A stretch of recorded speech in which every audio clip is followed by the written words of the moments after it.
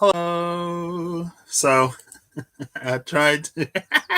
Sometimes I'll watch the beginning of these back, and I'll just be like mid whatever I'm doing when I hit go live, and then we jump into the video at any level of loudness, or tomfoolery or huckleberry finnery. But I was thinking, I thought of Rod as I set this up because I take up less space. And I was like, now featuring 98% less Saturn. Because it used to be like all Saturn, then a little bit of me. Um, but oh darn it, I was gonna try to find it. 1 second. A lone tree in a field? What was it? My background at work was, I think it still is, a lone tree in a field. And it made me think of the Crossroads card. Is that in Denmark? That is in Denmark. Denmark, no, it's not on my, wait, is it on? It might be. Denmark is on my computer again. I was like, oh my gosh, this is gorgeous. Or it's some computer at work. Um, I think it's this one. Darn it. Why can't I find it?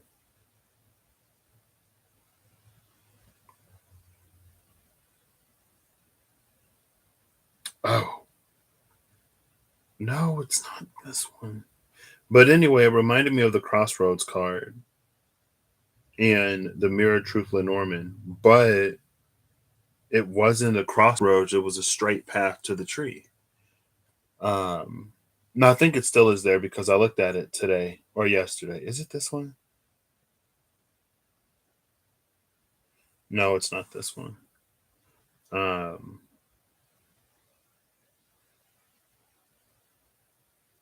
I'm gonna try to find it.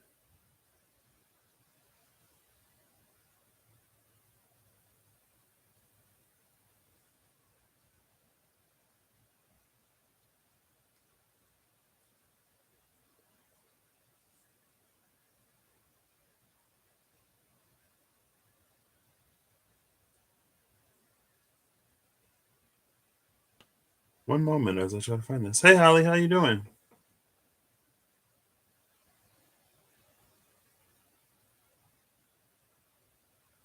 Here it is. It's this one.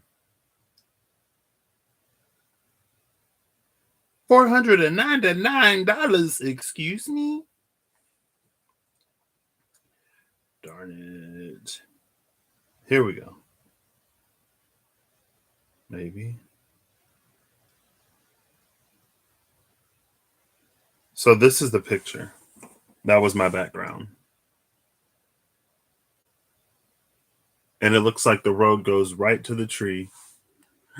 It made me think of the Crossroads card, but without the crossroads. And then I looked at it and I was like, oh, well, this could be like here. That could be another path. So it could be still that crossroads energy, but from a perspective where it's like it's a straight line to the tree. That other road isn't actually, it's like from this perspective, you can tell that that other road isn't gonna, it's parallel though. Like, why would we think perspectives? Proximity and perspectives, right? The closer you get to the tree, the better able you would be able to tell which path actually leads to it, right? Maybe from a distance, it would be harder to tell. Anyway, so I'm going to look before and after the Crossroads and the Mirror Truth. And then I'm going to look before and after the Lilly because there's a painting. There's two of them actually, where the water cooler is. Um, and then I'm going to build out both sides with the Gilded Reverie. And we'll see what happens. Beautiful sunny day there. Enjoy it. Enjoy it. It's a little, it was like freezing when I went into work this morning. But like the sun is out, the sky is blue instead of that gray. It has been a few days. Um, yeah, what else? Life is interesting. So I work with another Pisces whose birthday is today, and an Aquarius whose birthday is the same day as my dad's birthday. Um, but Feb March. We're Feb March, and so we decided to celebrate all of our birthdays yesterday. Um, and then see, she's such a better Pisces than me. I blame my Taurus moon. But anyway, we got lunch, and then we went to go get we wanted to get cupcakes to celebrate. But we couldn't find what we wanted, so we got ooey gooey butter cake for us, and then cupcakes for everybody else in the adjacent department.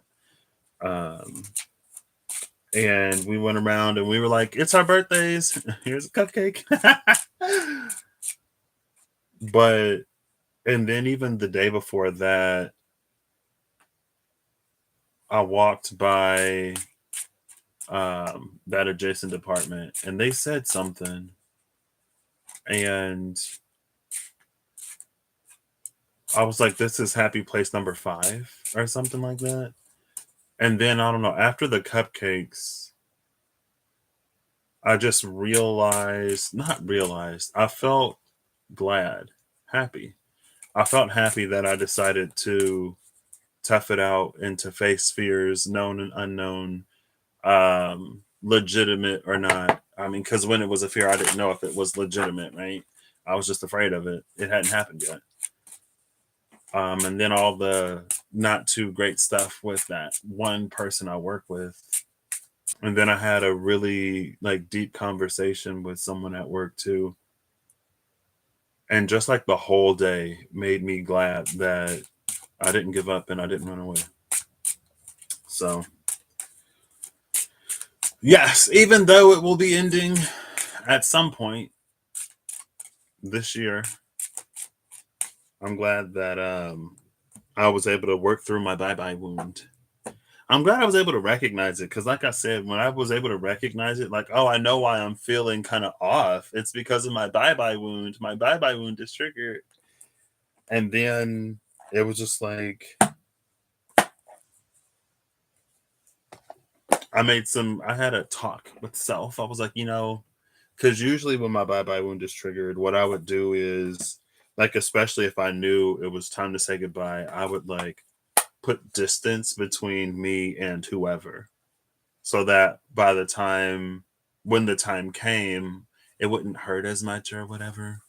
But really, in reality, it still sucked, and I just spent the last bit of time not fully enjoying the people or places that I was in and around, right?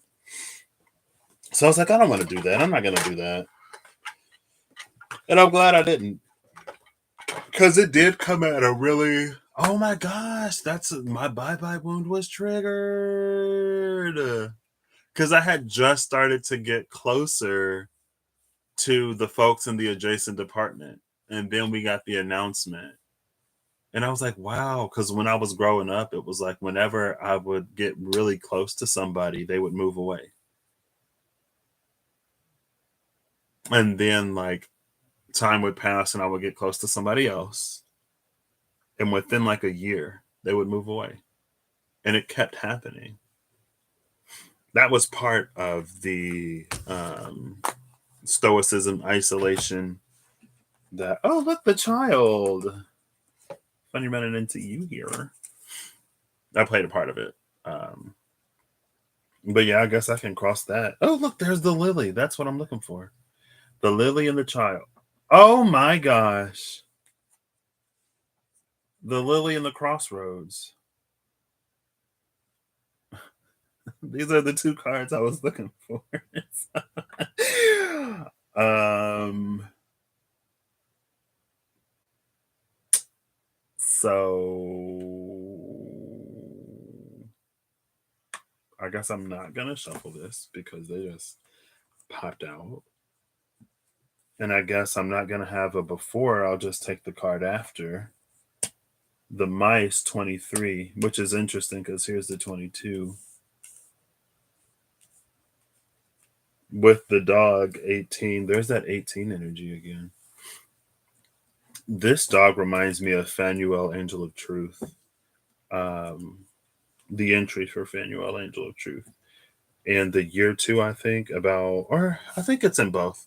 How he was like waiting, he waits at the throne for the day that we arrive before we even know where we're going. Maybe it's because of the loyalty of the dog with the unknown, mysterious, subconscious energy of the moon 18. So you've got to take us to Anastasia. What? Yeah, thank you, Holly. And I'm glad that you're out enjoying the musicals. I know one of my buddies, question mark, one of my friends, I mean, I would call her a friend. She was working, touring with Anastasia. I don't know if it's over. I think it's over, according to her Instagram, the Tarot Hottie. But I don't know. And then the fish. Okay. With the lady at the bottom. 29. 34, 22. Oh. Oh, I'm dumb. I was like, oh, why do I have so many cards at the bottom? So I'm gonna look before and after mice. It's gonna flip this over. I'm gonna have to go by numbers. I'm looking before and after 23 and 34. 2, 3, 3, 4.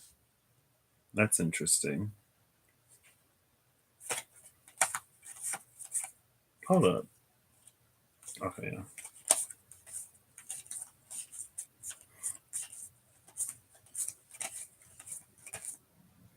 Oh, well, there's our 23. Is this the home? King of Hearts. Okay. Oh, okay, I'll do it like that.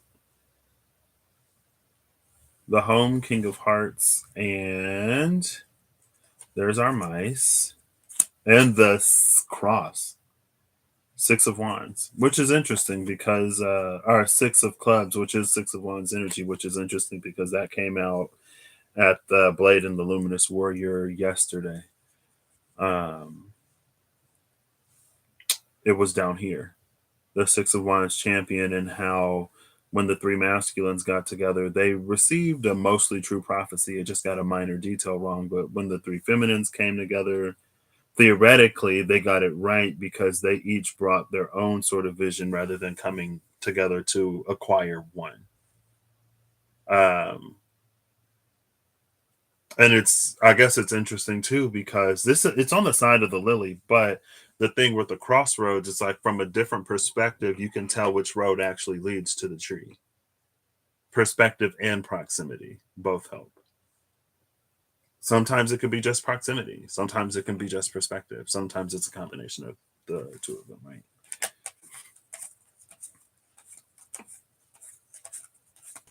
There's 43, not quite 34. Oh, there's our 34. So we have 37. I don't think, no, because I think the Lenormand stops at 36. And this is the first time, well, I haven't used this deck too often. Um, so I'm not sure what this is. I have to look it up. But it's the birdhouse, I guess. The clock tower, the birdhouse.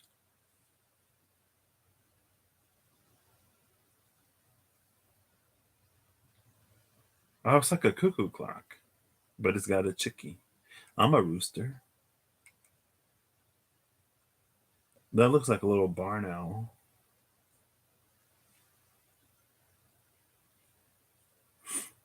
I feel like there was something about a tower. Oh, look. It's almost like the house is on top of this clock tower, too. If you look at it, like the home is on top of the top tower. It was on top of the clock tower. Oh, look at that man. 28. Okay. And then the fish again. And then number 39, the dice. It's interesting. So we have 44. Here's the 22. 44, I guess the magnifying glass with the man. Um, but that's interesting because of the Where's Waldo that came out in The Beloved and The Curse and the Beloved, and how we're allowed to explore. So that's interesting. We don't have, oh, and the child was at the bottom of the deck, or the child was at the top of the deck when I pulled it out. So the child would have been the child and upper world. And then here is the energy again of the beloved and the curse because of this magnifying glass and Where's Waldo. And then over here is the energy of the blade and the luminous warrior because of the King of Hearts. No, I don't remember why. Why did that remind me of the blade? Oh, because of the prophecy, the Six of Wands, Six of Clubs, and the Seven of Clubs is the mice, actually. So I said it's interesting that the dice came out here because I'm actually going to um, go ahead and pull the Diceology cards for the King of Hearts and the Six of Clubs. And I was already planning on doing that. And then the dice card came out. And I was like, oh, because I wrote those cards based off of the roll of dice, right? Several rolls of several die. But also because these are bonus cards, they don't have an association. So maybe I'll do the two jokers, I guess, because I have two of them. And I already pulled them out. I'm just going to take this deck as it is. Well, I'll shuffle it. Should I shuffle it? Yeah, I'll shuffle it. I shuffled everything else. And we'll see. We'll just see what's up. I rarely know what I'm doing when I come on here. And I rarely do what I plan on doing when I do know why I'm coming on here. No, I did this time. I wanted to pull before and after the Lilly and the Crossroads, and it was like literally right there. The dog lady. Who's a dog lady? I know, like cat. There's the cat lady stereotype, right? Or the lady dog. Oh, that's a B word. I guess I'm done. An explosive vision, a nurturing light and burning passion. Sure, we'll put you up here. So I'm just gonna pull the King of Hearts and the Six of Wands, Six of Clubs, because if I pull before and after, oh, I'll do it. Was this between these two? I think so. I don't remember.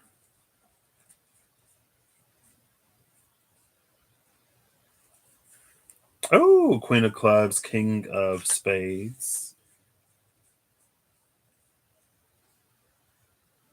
King of Hearts. Did I already pass the King of Hearts? King of Hearts, Six of Clubs. There's the King of Hearts. There's the Six of Clubs. Look, the Six and the Seven of Clubs are together again. Interesting. With the Jack of Clubs, which is the Child of Clubs. 667. Hey, Twitty. Okay. Enjoy the Zoom class.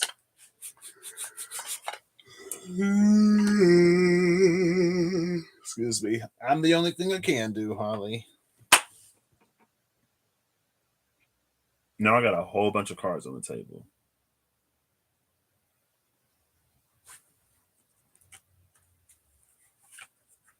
Ooh, Coffin Lady. Oof. And Tower Dog. Oh, look, 1819. 1819. 762334. I'm going to put these to the side. The man tower. Oof.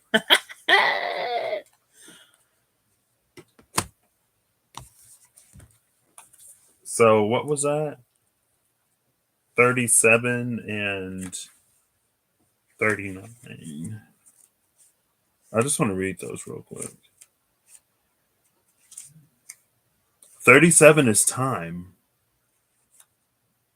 which makes sense because, the clocks. 39 is dice. So, am I going to start here? I mean, I pulled all these first. I might as well. It's interesting. Oh my gosh. This is so interesting that it came out around the card of time.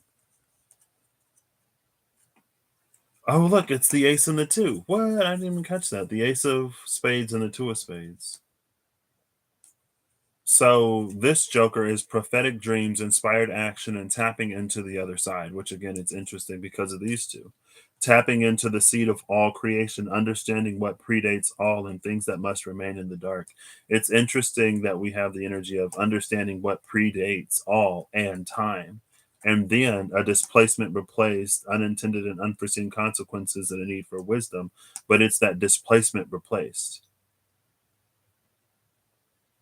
So it's like something about time before recorded time, something that existed in time before recorded time that doesn't currently exist, or that's found itself somewhere else, elsewhere, being replaced, though.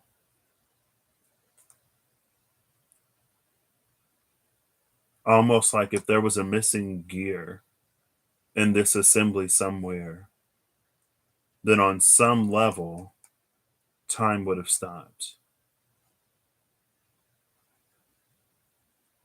And so it's like time moves on, but it really doesn't move on.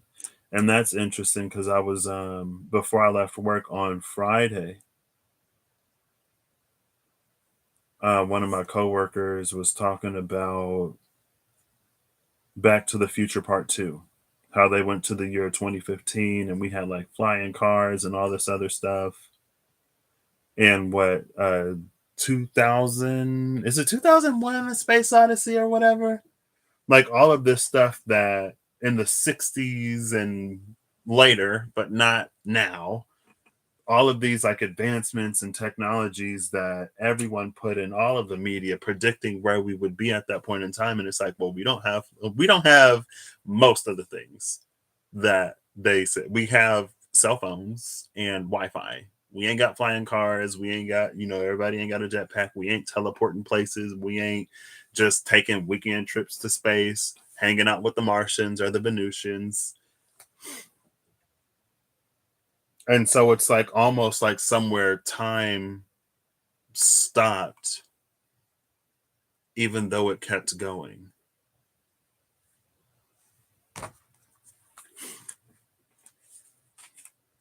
Let me read this though. I'm gonna read the entire entry. It's not too long. I'm not gonna hold the card up. My appearance brings time to the forefront of importance. I may be approaching or passing, so be attentive. Use me wisely to provide perspective. To provide perspective when we're talking about the crossroad. Okay. Time also brings an energy of proximity. If there is a set time, the closer we get to that time, that's bridging that gap is proximity. Anyway, use me wisely to provide perspective. Look around me to better understand my involvement. Certain cards may slow me down, but sometimes a quick action will get you the crown. Speaking of coronation and Rob, the clocks in Gilded Reverie are symbolic of the metering out of time. The clock is ticking, and life is transitory in nature, so we should savor each moment and live life to the fullest. This card is a reminder of our immortality. The hands of the clock will only go forward into time, and we must go on regardless. It is the card of time management, and the owl reminds us to use time wisely. The context of time in a reading can be suggested usually via the playing card inserts, numerology, or other methods. But this card can nevertheless add additional focus as it highlights the importance of time and the interpretation itself, which is interesting because, too, if this is the energy of the beloved and the curse, that was like it was the 5 5, the two fives. It was 7 5, 5 5, 6 5, and it was that transitory transitional period, the adolescence of humanity, I guess. And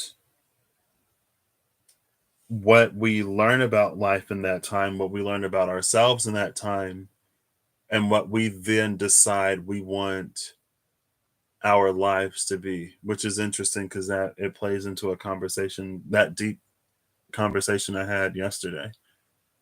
Um, I was talking with a coworker, and I asked, or he brought up, it came up in conversation, what we're gonna do sort of next. Um, and he said, as the more time goes, the more, well, I was like, I don't know, I might live more life and care less about stuff. And he was like, I'm the opposite. And I was like, what do you mean? And he said, the older I get, the more I care about, doing something with my life, leaving a legacy. Not necessarily leaving a legacy, but like doing something with his life to like, impact others or positively and stuff like that. Right. I was like, oh, I guess we talked a lot about time on Friday in various ways, and I didn't even mention it. Reminds me. Yeah, I forgot all about that clock. Interestingly enough, we put fresh batteries in that clock, and somehow it is already off. It's way off. But it keeps ticking. And it's interesting because sometimes, like if I'm counting, like if I'm waiting 10 seconds to do something, like I'll be counting myself, but then I'll hear the clock tick. And sometimes it sounds like it ticks fast, but the time is slow. I don't know. We put fresh batteries in it and the clock still don't work. Good memory. I forgot all about that. Um, can suggest time itself. Why did I say that about? Because this was the space where it was the time that we're allowed to sort of reach those decisions, right? Before we get to the luminous warrior and the blade. And I'm surprised the lady didn't come out over here because the Empress came out on the side of the luminous warrior and the blade with the 3 of Cups, which were the three pre-Empress energies. Anyway, it's like this is moving forward, this is moving back because the moon, that 18, was in the child, but the Empress was also in the child because the Empress clarified the card that came out before 18. What was it? Because the Empress was in the Gilded Tarot Reverie, Gilded Tarot Royale. Um, what was that? The Sorceress. It was the Sorcerer clarified by the Empress. So I guess both of these actually came out. So is this the child? This is the child. This is the child and the upper world. This is the beloved and the curse, and this is the luminous warrior and the blade. I guess everything. Let me just read this as it is, but as it stands, that's where this is kind of sort of coming from. I'll start from the top, I think. Oh my gosh! Oh my gosh! Look at this. It mentions the child right here, and the child was at the top of the link, like I see. The context of time in a reading can be suggested usually via the playing card inserts, numerology, or other methods. But this card can nevertheless add additional focus as it highlights the importance of time in the interpretation itself. It may raise a range of perspectives from the need to act immediately to the benefits of a patient wait and see approach. It can also suggest that you need to make more time for yourself. This card may indicate a long time if near slow cards such as anchor, tree, lilies. Here's the lily, but time is over here. So it's not slow, right? Or mountain. It can mean a short time if near fast cards such as scythe, birch, broom, or child. And this was the side closer to child if the child is here, because this was the middle. Gilded Reverie incorporates the various ways of recognizing time: a cuckoo clock, a sundial, an hourglass, a cockerel, a candle, and many other dials and contraptions. The clock casts shadows. Wait.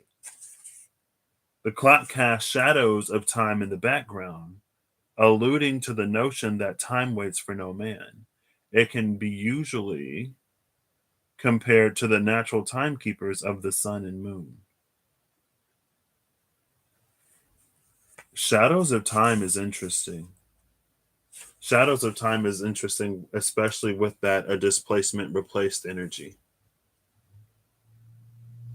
Because again, that was the energy of like something being missing. So time doesn't progress in that area, although time continues to sort of move.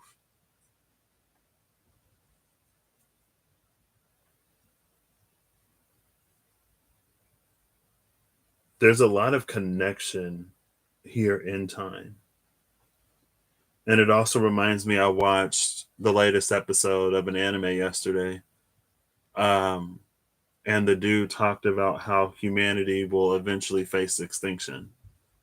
It's like, first humans are going to, speaking of immortality, first humans are going to find ways to become immortal either by making mechanical bodies or shifting their consciousness into younger bodies.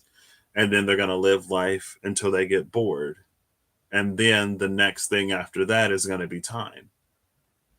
They're going to try to find ways to go, backwards, forwards in time and blah, blah, blah, whatever. And it's like after they solve mortality and after they solve time, there will be nothing left for humanity to really discover. And so they'll get bored of their immortal lives and end them.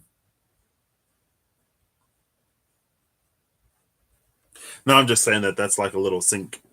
No, well, it's not necessarily applicable, but it talked about humanity and like the explorative ingenious spirit of humanity being so like core to it,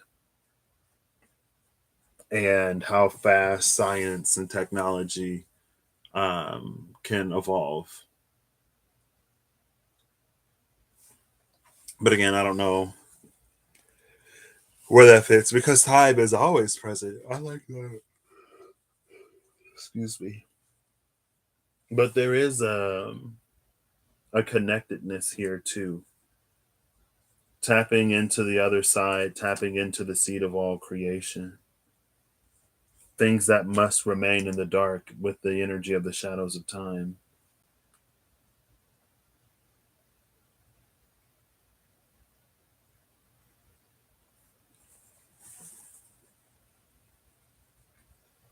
It's interesting because things that must remain in the dark.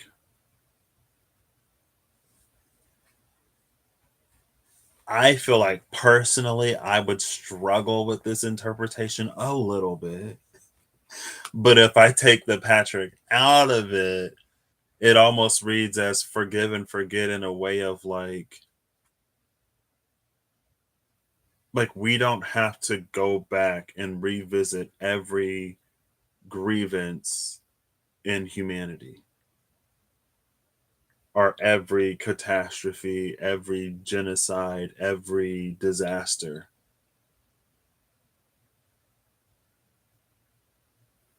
If we can move forward.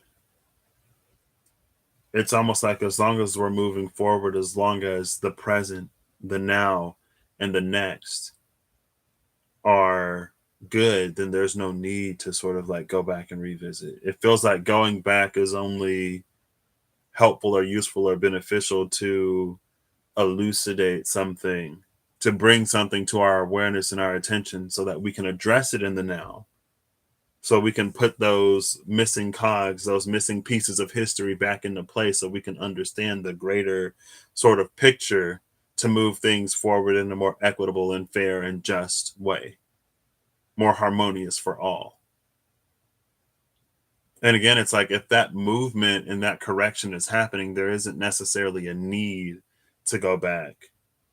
But if things are stuck or paused and we can't move past it because we don't fully understand or comprehend, or because we're not aware of the things that transpired in the past, then those are the shadows of time that we would need to sort of like look into. Because, like the entry said, time waits for no man, but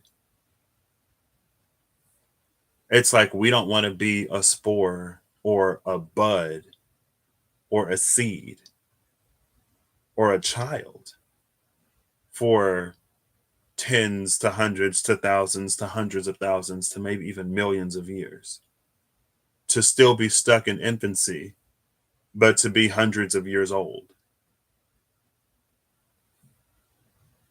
And it's different than like being a child at heart. It's very different. Because you can be mature and be a child at heart. You can be mature and be like playful. You can be full grown and still be able to like, take things easier.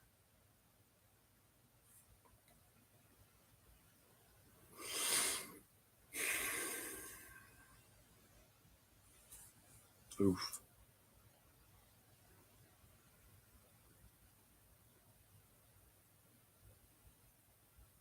But I guess this is also coming out on the side of Crossroad. And that time card mentioned perspective several times. Um, but like with it coming on the side of Crossroad, I feel like the energy of Crossroad is decision, or the resolver of Crossroad is decision and action. Awareness precedes understanding. I feel like sometimes, I don't want to say, I think in some rare cases, maybe we can understand something before we have a full awareness of it.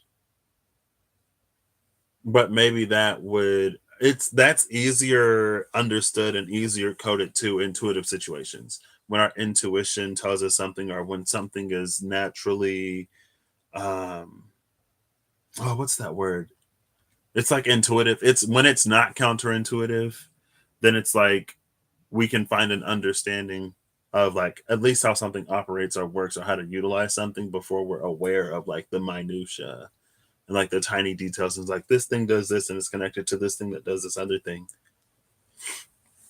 I think understanding is something that we can accept sometimes, which kind of sort of gets back into that Eight of Coins high sage energy that came out a while ago. But is that fully understanding? Who knows? So next is, oh my gosh, I just was looking for this one. Excuse me. Because it's the Sage of Zones. Material intervention, the coming of spring, mastering the game of life. With the King of Spades, inspiring others by bold example, proper magnetism and clear intention, and clearing of the fog. And the Queen of Clubs, bringing order to thought, proper delegation of tasks, seeing the internal through the external. So we got proper magnetism, clear intention, and proper delegation of tasks. Proper delegation of tasks, carrying a twofold energy. The first one is like us not taking on things that it's not our responsibility to take on.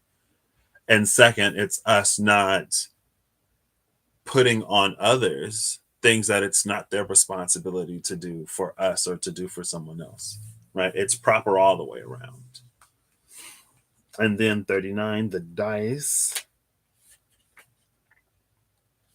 I am the risk, the gamble you choose to take. Ooh, I love this being the gamble you choose to take, with that decision being the resolver of Crossroads energy. I am the uncertain and the leap of faith.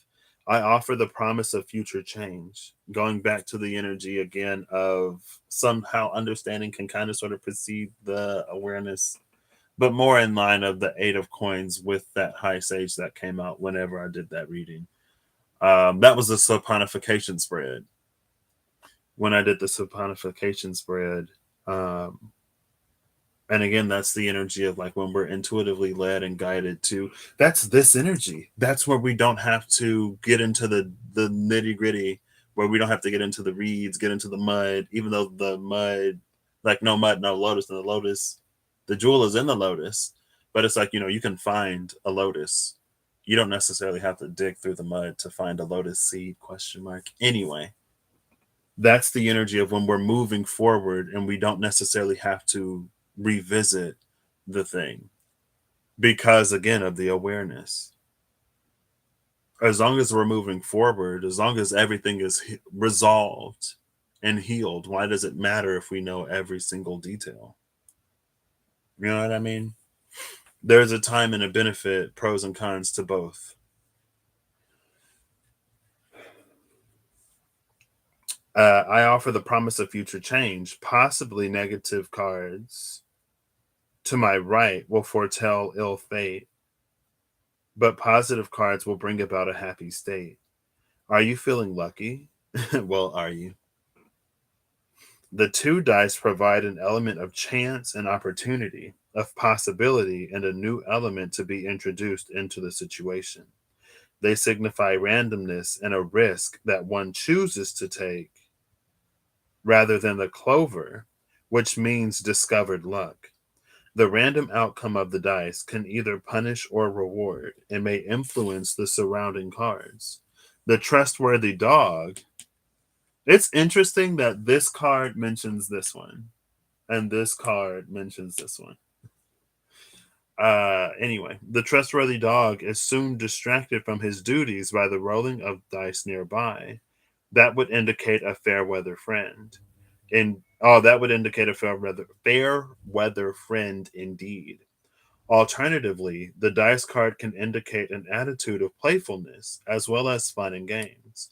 It could also suggest risky behavior such as gambling. While this card image appeared in early games similar to the prototype for the Lenormand, it is also a nod to the history of the deck, which was originally a game played with dice and cards. The dice are now incorporated into the deck in the same way the meanings of the cards have been fixed, rather than being looked up in a fortune book as was originally the case. And here I am looking in a book. It's not a fortune book, but it's a book that describes the cards.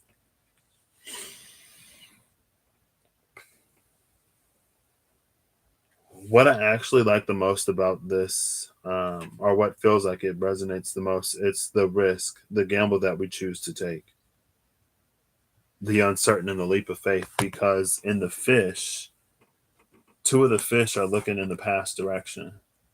One of the fish is looking to the future. Ah, take that back. Two fish looking forward, one fish looking back. On both of them, two looking forward, one looking back. But the lady is looking this way.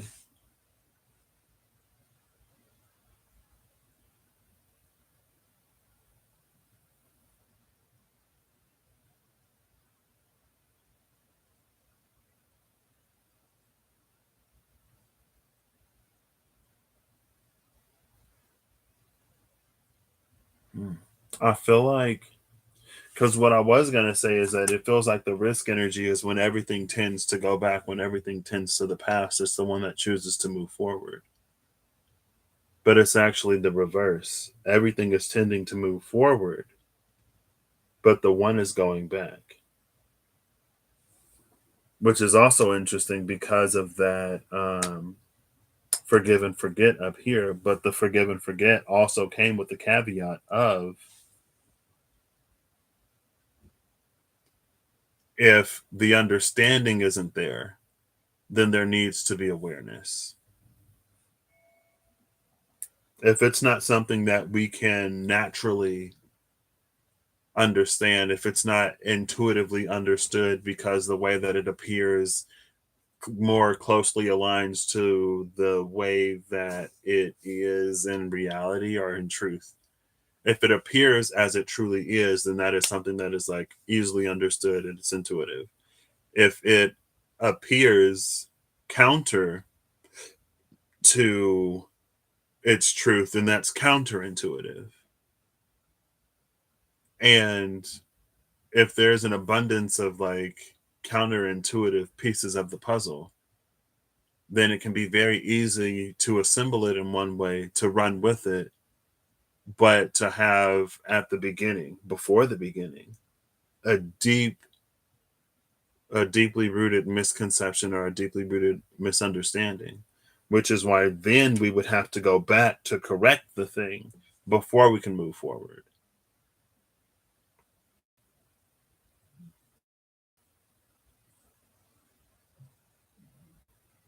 And to the right of the dice card, the lady is looking back.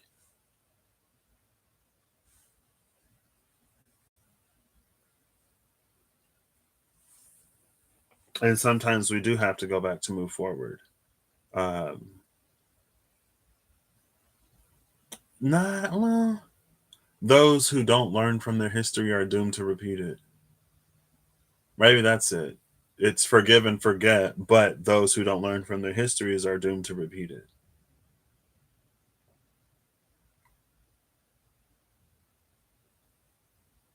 This is so the curse and the beloved.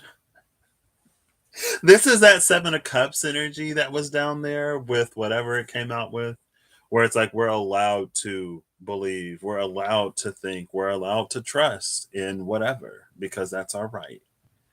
It's our choice, it's our option, it's our will to believe what it is that we believe, regardless of how, I don't want to say how true it is, because truth is relative unless it's absolute. And even some absolute truths can be relative from the right perspective, or from a higher perspective, or from a different perspective. So, this is one of those real take it as it resonates, don't take it, or take it. It's your choice.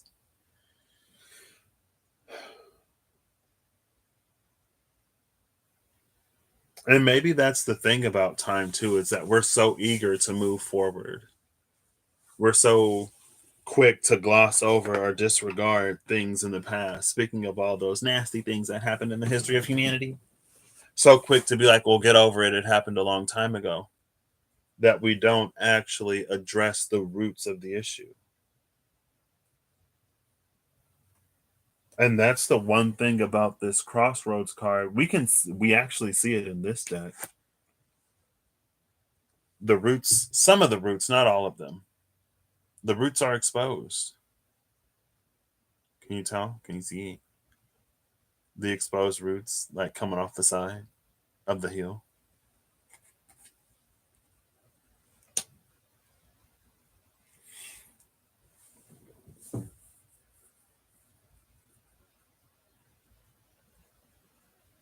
Now over here, we have the house, and it's very mushroom in appearance, very sprightly or fairy.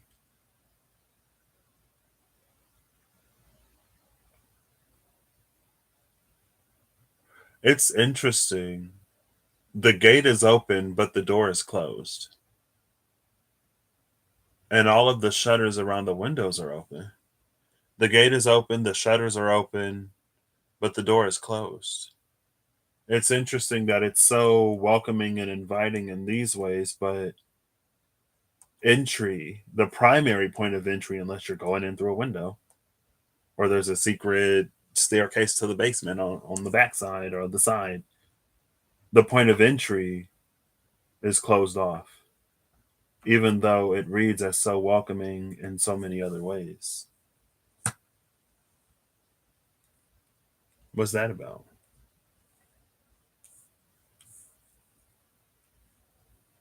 It's like if you go and ring someone's doorbell and they're like, "Come in," and then you go to twist the handle and the door is locked, and it's like, "How am I supposed to?" Oh, the key is under the mat. Let yourself in.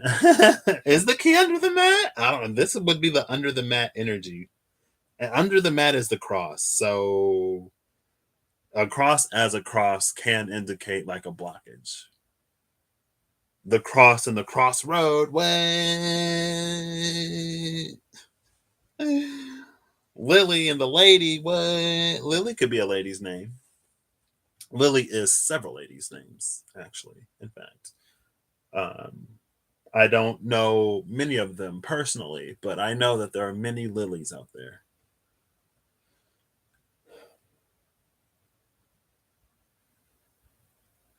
So, oh look, there's the decision. King of Hearts, a decision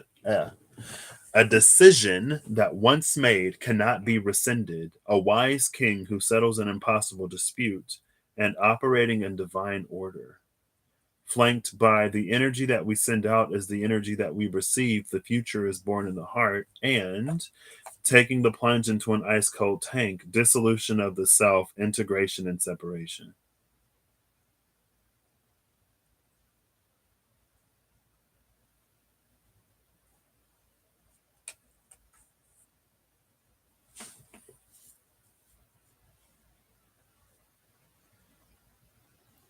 Operating in divine order, and the energy that we send out is the energy that receive. It's this thread of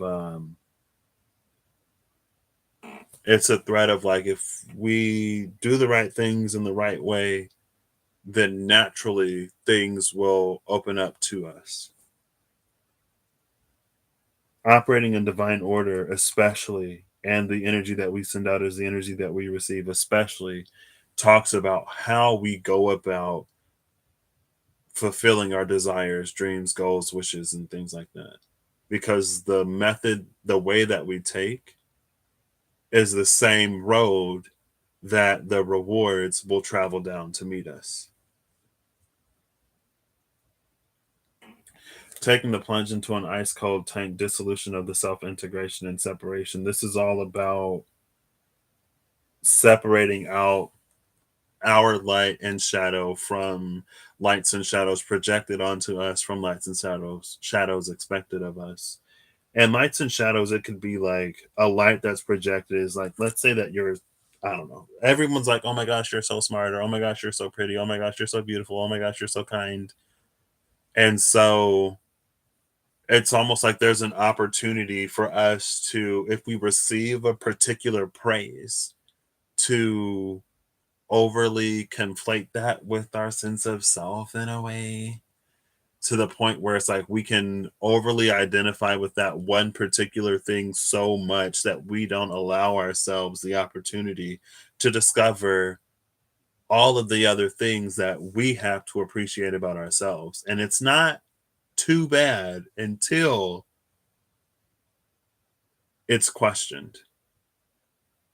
Like if smart, for like I went to Purdue, there are quite a few people who smart was their identity. And so when they fail the first test or get their first B or C, their entire ego basically just falls apart. It shatters because now they're not the smartest person in the room. Now they're not getting straight A's. Now they actually have to try. Maybe they tried before. Maybe they're trying now and they're still not getting whatever. Smart becomes their identity. And quite a few people don't handle it well. Um, Also, when it comes like if someone is like, you're so kind, you're so giving, you're so nurturing, now it can lead to a person who finds it difficult to establish boundaries, who can't say no and who won't take care of themselves because there are so many other people who come to rely and depend on them. And if they were to tell the person no, or if they were to say, like, I don't have it in me to give right now, then they would feel bad. They would feel less than because they're not able to be a robot, because they're not something or someone who doesn't require for things to be put in just like literally everybody else. That's when light, because it reads more like light because they're good things, right? That's when like projected light and expected light can be harmful to the individual. And then shadows is, I feel like that's more intuitive. Light is more counterintuitive, right? Um, but it's like, when people degrade us or refuse to see our worth and value. And so if it happens early enough, and it is the house is for its fourth house energy, it could be wounds that we kind of sort of grow up with. It could have been instilled in childhood, or the people that we sort of interact with in the environments and situations that we spend more time with on a more regular basis day to day. So it could be like work, especially if you work in an office or a place, or if you regularly communicate with people at work, like that's an environment that you're in a lot. It becomes like a second home because you're there so much. Um, but anyway, I feel like I'm a little all over the place. Um, but it's like when if we're like constantly degraded in some ways, then we start to internalize that. Yeah, if it's done early, it's easier for us to internalize it and to think of ourselves in a certain way. But the point of this card is it's to be in a position to go, what is actually me and what is not me? Some of these things could be overly emphasized, right? Like a shadow placed closer to the light casts a bigger shadow. Like an object placed closer to the light casts a bigger shadow. Um, and it's is that Susie? Suze or Suze? Susie. Hello. How are you? Um, it's about just discovering us in light and dark, right? There are not great parts of ourselves too. Those not well, I don't want to say not great. There are not great parts of us because we're human. But I think there are also things that maybe it's like if someone else called shadow, but in proper oh, is that it? No, it was down here. The proper delegation of tasks, proper magnetism, and clear intention, that's down here. But with the energy of this, that's the integration and separation, dissolution of the self. It's like if we have those things in balance, then they can help us establish boundaries and maintain boundaries and enforce boundaries when we need to. For example, I remember when I did an activity when I was an RA, and we were talking about like selfishness or saying no or something like that. And at the time, I was like, I wish I could say no more. I wish I could be a little more selfish and think of myself and consider myself a lot more. And somebody else was like, because she like always says no. And she was like, well, like I wish I could, like, it's not always the best to be so like self centered or so self focused, or to not engage or indulge with things that like don't interest me. Like sometimes it would benefit to say yes. And there's like this appreciation that we get on sort of like both sides, but it's like it's about bringing it into balance. And if you always say no, people can call you selfish, and they're like, blah, blah, blah, you're so selfish, da, da, da, da, da, whatever. If you're not somebody that they can just use when they need, then you're a problem. Um, but to like be like, well, maybe I can be a little um not too generous with my time, energy, or effort. But if you can like dial that back to like, be able to establish a boundary. Like if there's something that violates your ethics, morals, If you just don't want to do it and you're that opposed to it, you should be able to say no. You are allowed to say no. But at the same time, it's like if there's a situation where compromise, where it would be more favorable to both parties for compromise to be reached, or when it's time to grow or expand beyond the confines that we've already set for ourselves, then that's when, all of the no could be an issue. Unless you're perfectly fine where you are, then it wouldn't be an issue, right?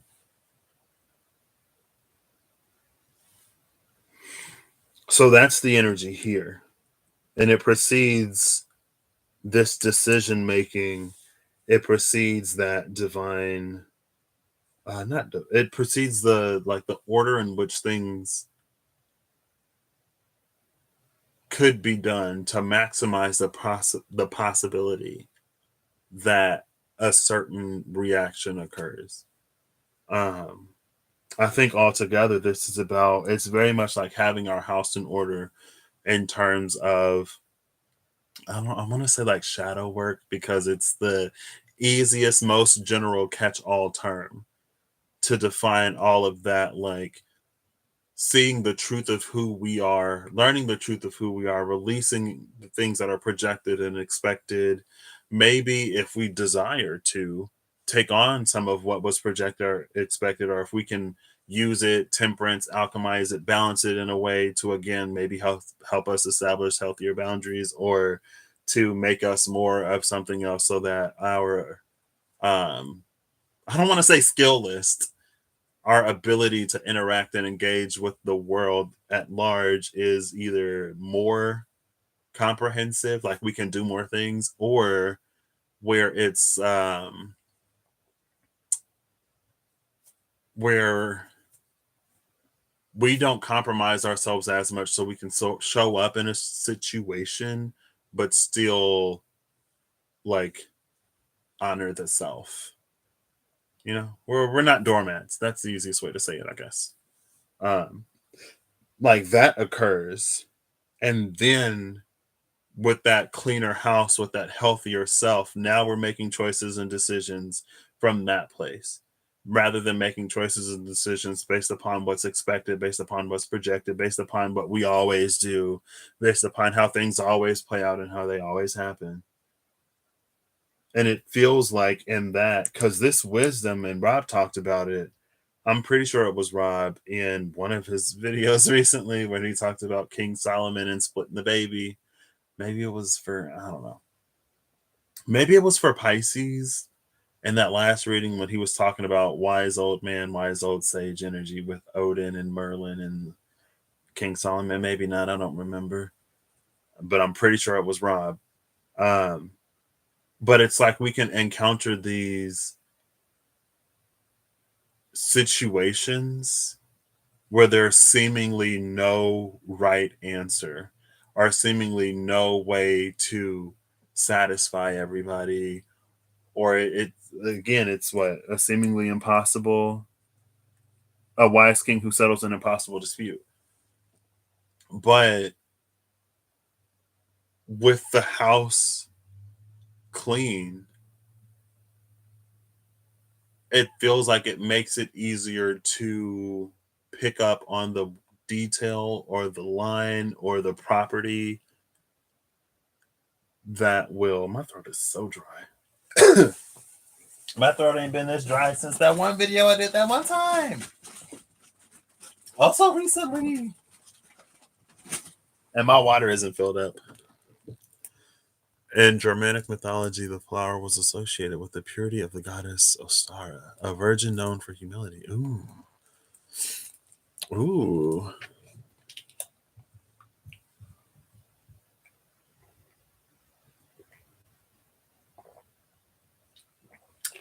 Okay. What was I talking about?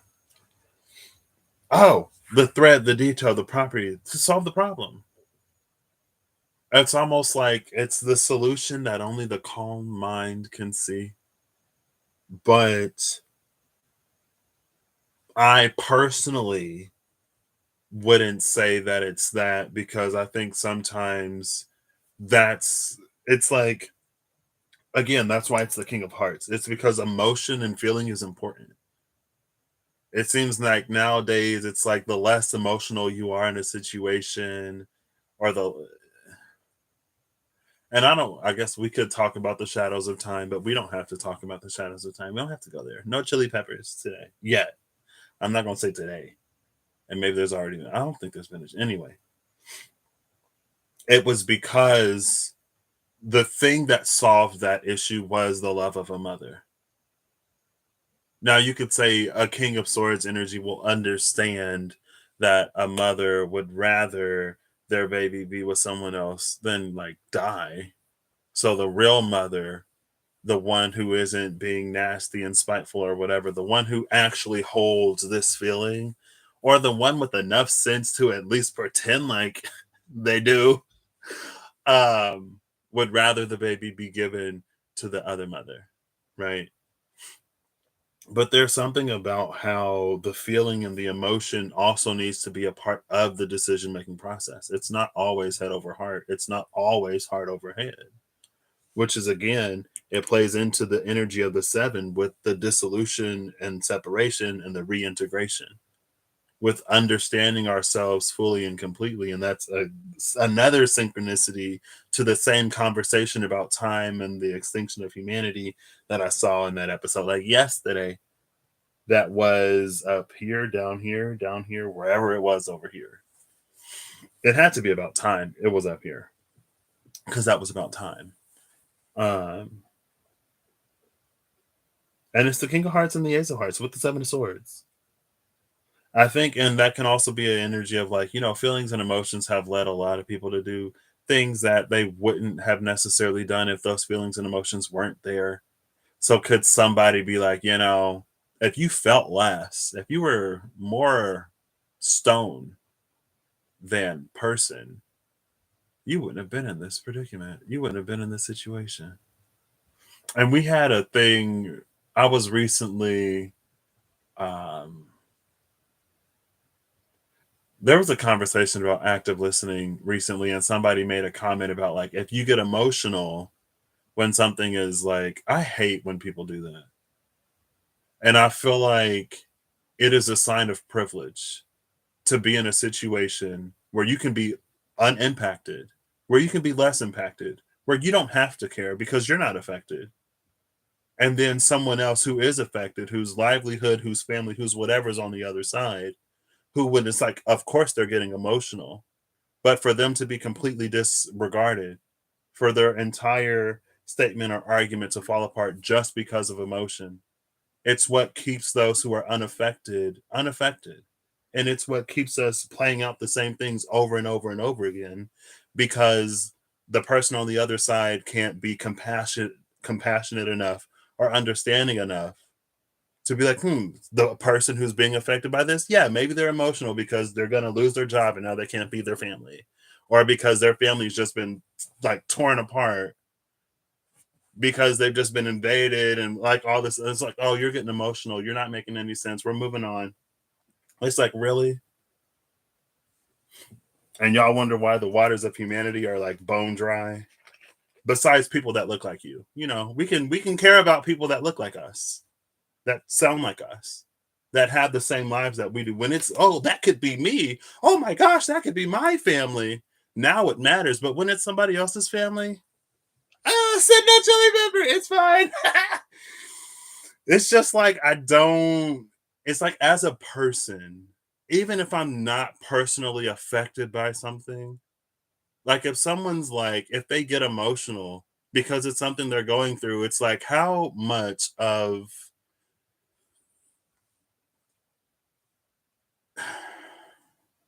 I don't get it. I don't understand it. And I can see why we are in so many of the predicaments and situations that we're in. And I can see why it seems like it's so hard for people to care about other people when there is differences,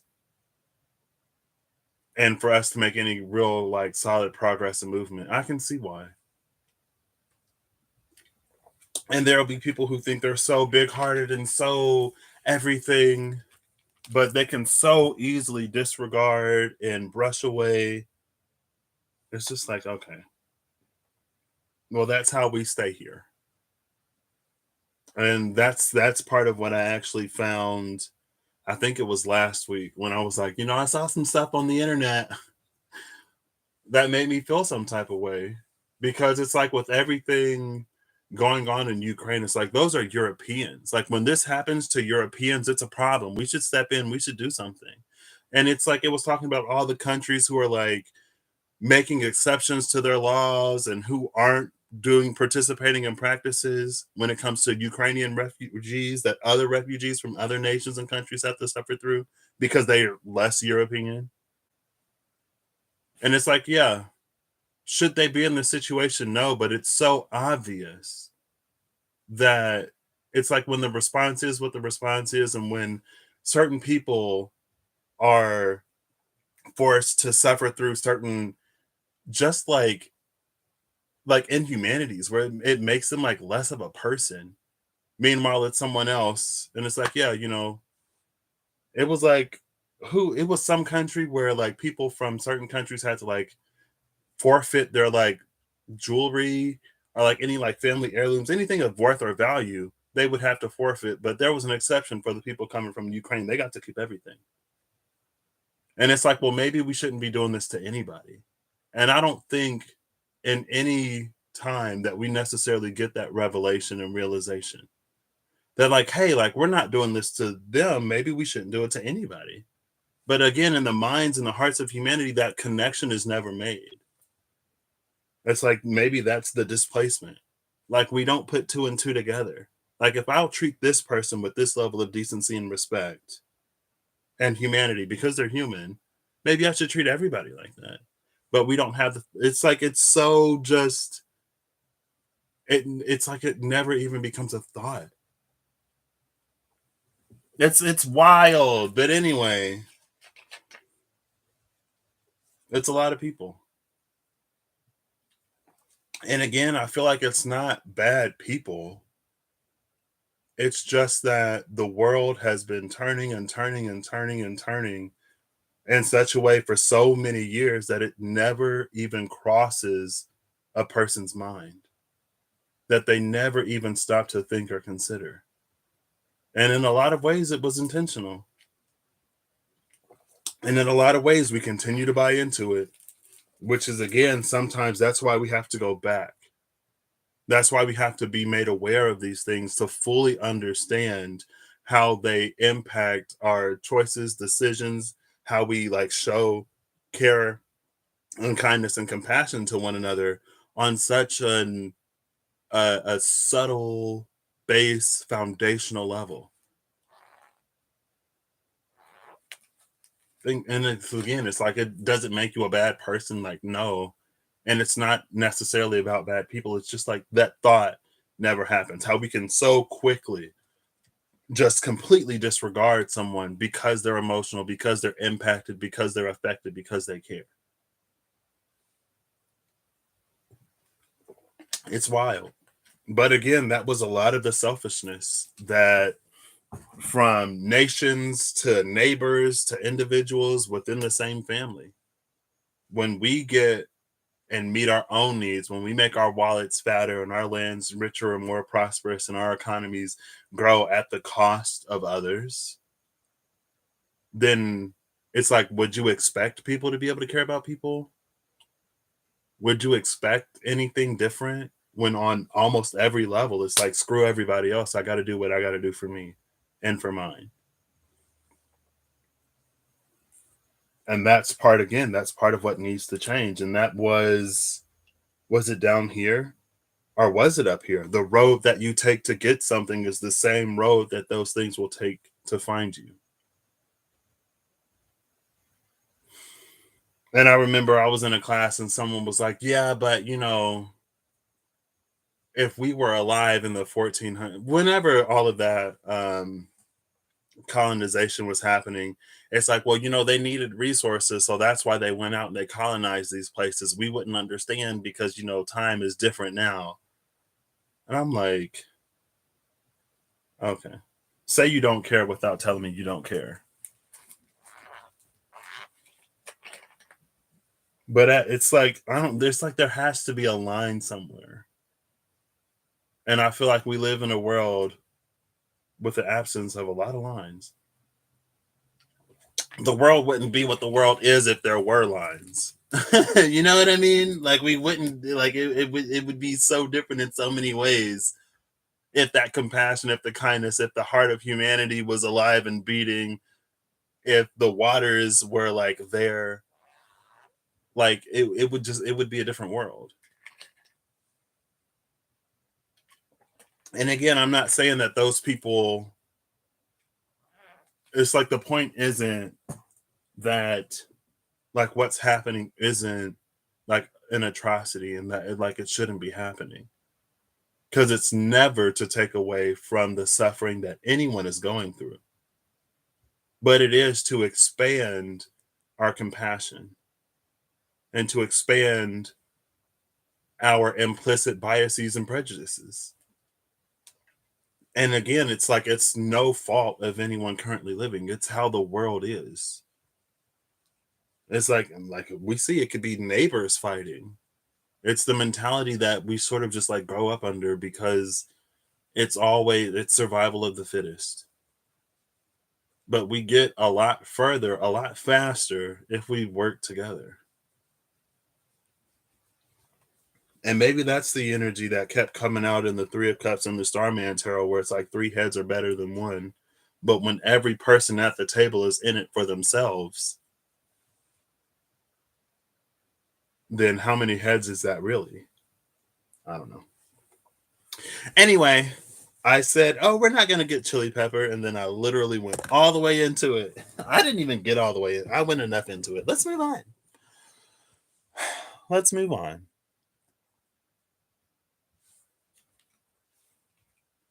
So we have the cross. Well, first is the mice, and the mice are the little things. The little things can make or break something.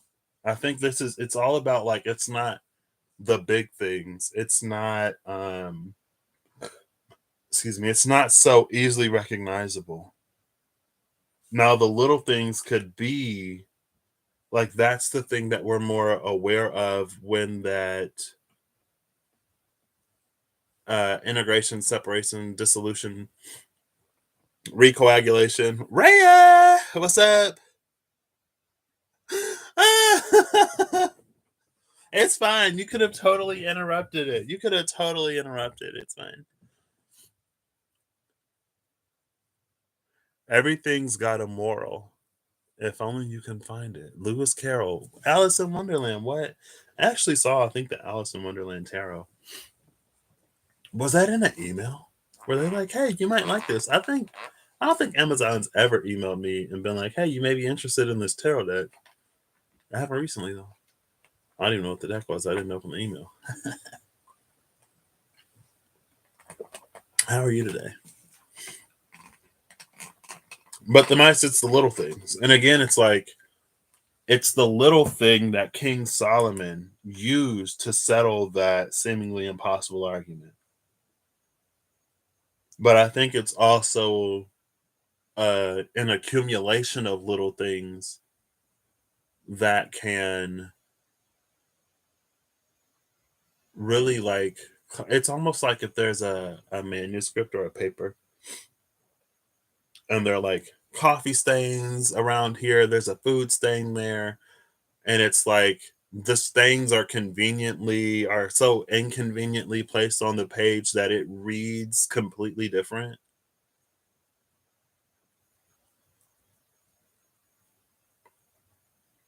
But that could also be a cipher, right? That can also be a method of encryption where it's like read every third word to know what I'm really saying, or delete every 15th letter to get the true message or whatever. And the cross is here. And it's interesting because the cross can be a symbol of a divinity, the symbol of a belief system that we can hold, but not necessarily live up to.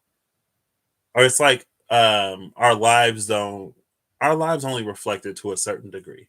Again, like whatever we're comfortable with, whatever we care about, but anything outside of that, it's like, it becomes about convenience. It's not even about. It's not. Sometimes it is. Sometimes it's like not even really about the thing. Ooh, ooh. Excuse me. Being a human is difficult.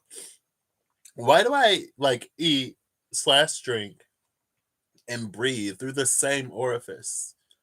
Like it's hard. It's hard out here for a human. Just trying to breathe. I was drinking that and it kind of went down the wrong pipe.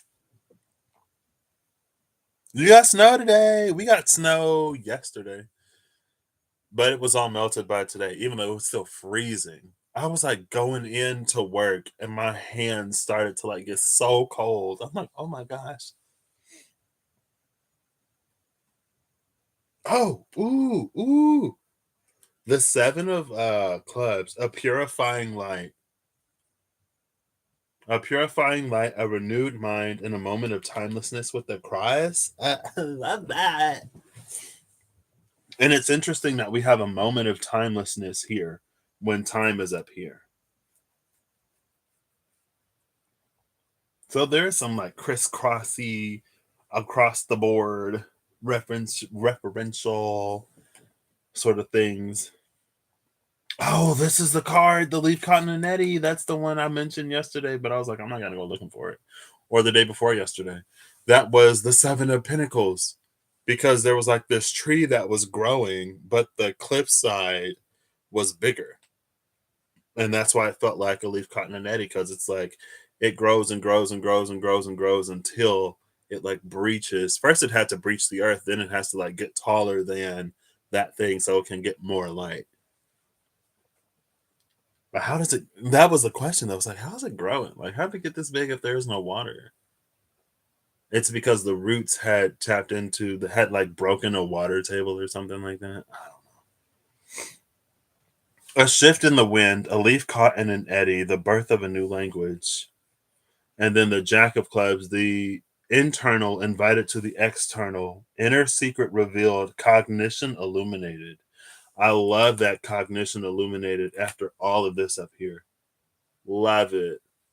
With this illuminating cross energy. Love it. Look, illumination, a purifying light. Okay. Humanity was what it was for the time that it was. And we decide every day, every second, we decide, going back to decisions, a decision that once made cannot be rescinded. I don't really like when I wrote, I was like, I don't like this. I don't get it. I don't because it feels so like final and harsh in a way. I'm just like a decision that once made cannot be rescinded. I mean, there are some things that once decided we can't undo, right? But still, anyway.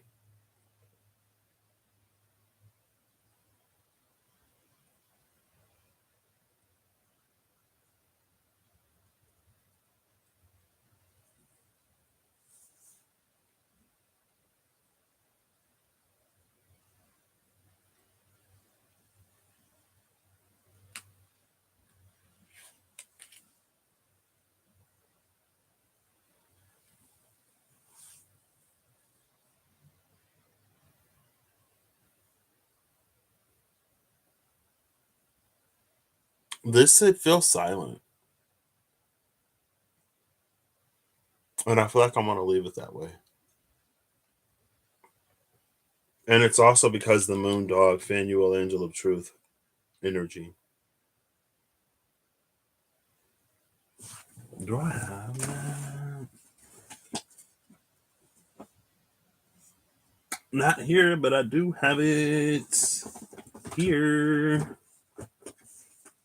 I'm just gonna find it and read it. Maybe I'll see what's before and after Phanuel. Maybe not.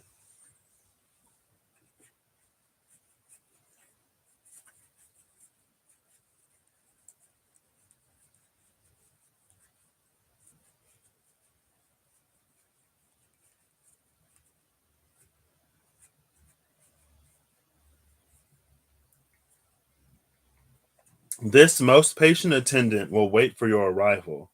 Phanuel has been here long before you arrived, standing in the gateway to the throne. You may not have seen it, you may not have heard it, but Phanuel waited there for you to wrap you in its warm cloak. Seek it, and you shall find it. And the bigger book, it goes a little. It's like the same vibe. It's like you may not know it's there, but it's waiting for you.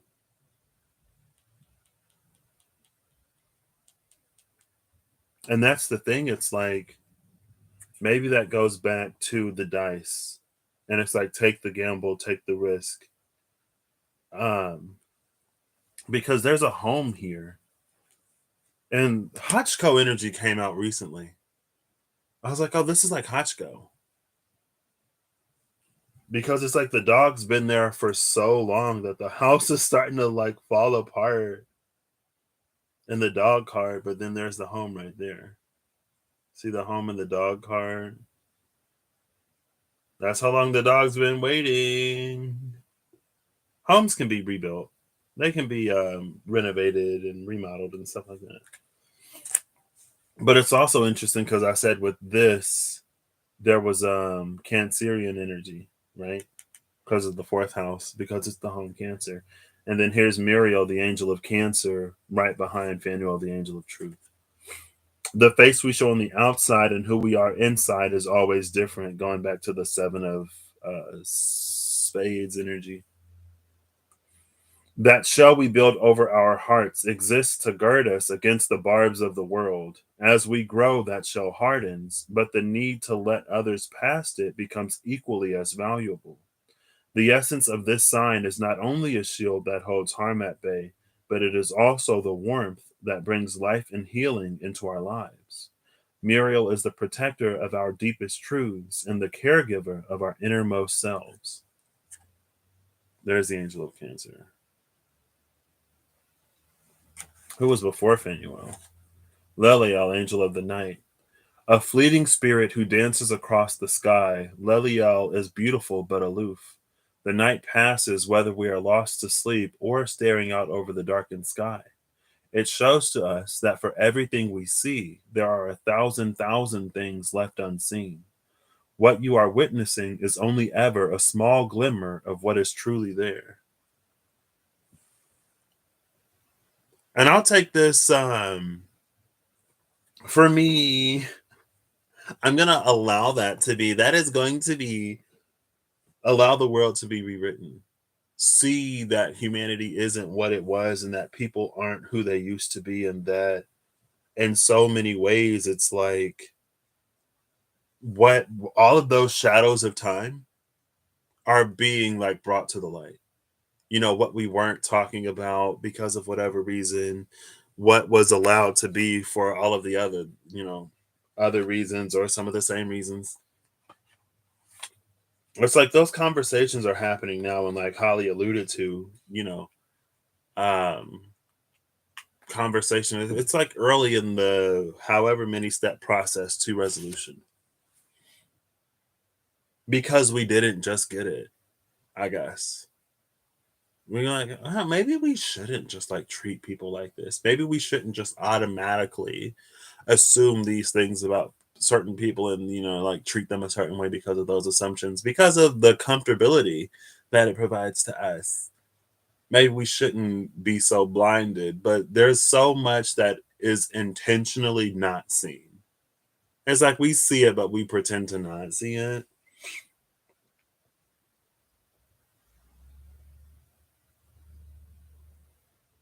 I think the cross is also the energy of like all things are seen.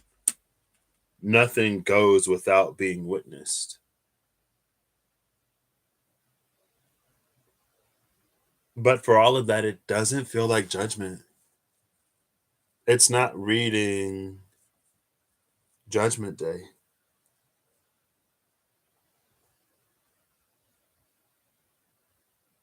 Like the beloved and the curse, it's reading as like very compassionate and understanding, and it's like a humanity in its infancy.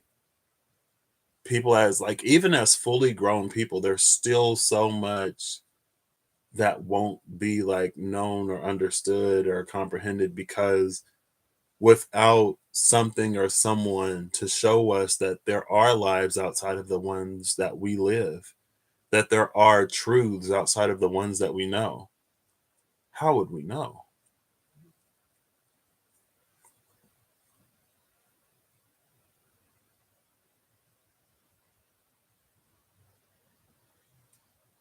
And it, again, it's that allow the world to be rewritten. And then I remember there was a point in time I was like, I see allow the world to be rewritten, and I raise you a rewrite the world. And then life started happening. I was just like, whoo.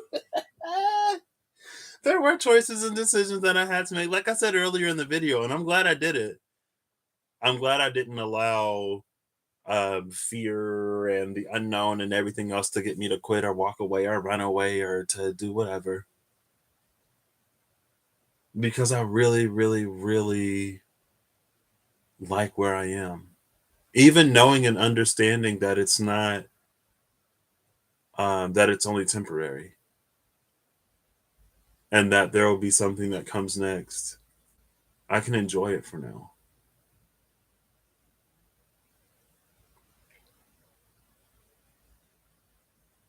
You know what I mean? So, again, oh, the Eight of Hearts, the Eight of Cups, it's perfect. It's perfect for that's a transitional energy. This is the transition between the transition and the this is there a stage between there's the butterfly, there's the caterpillar, the cocoon, and then the butterfly. But there isn't like an in between the cocoon and butterfly. This is breaking out. I guess it's breaking out of the cocoon. You know?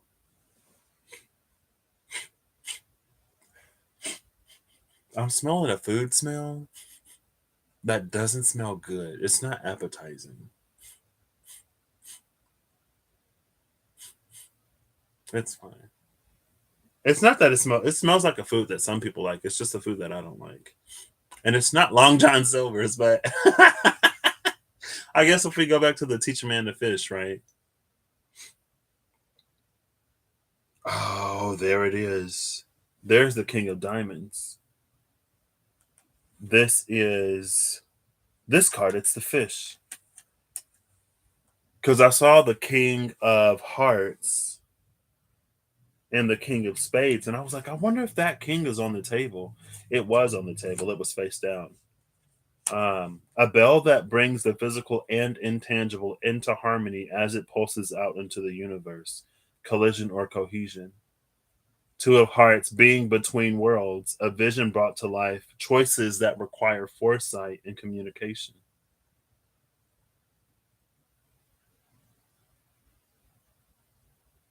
I think that's another thing that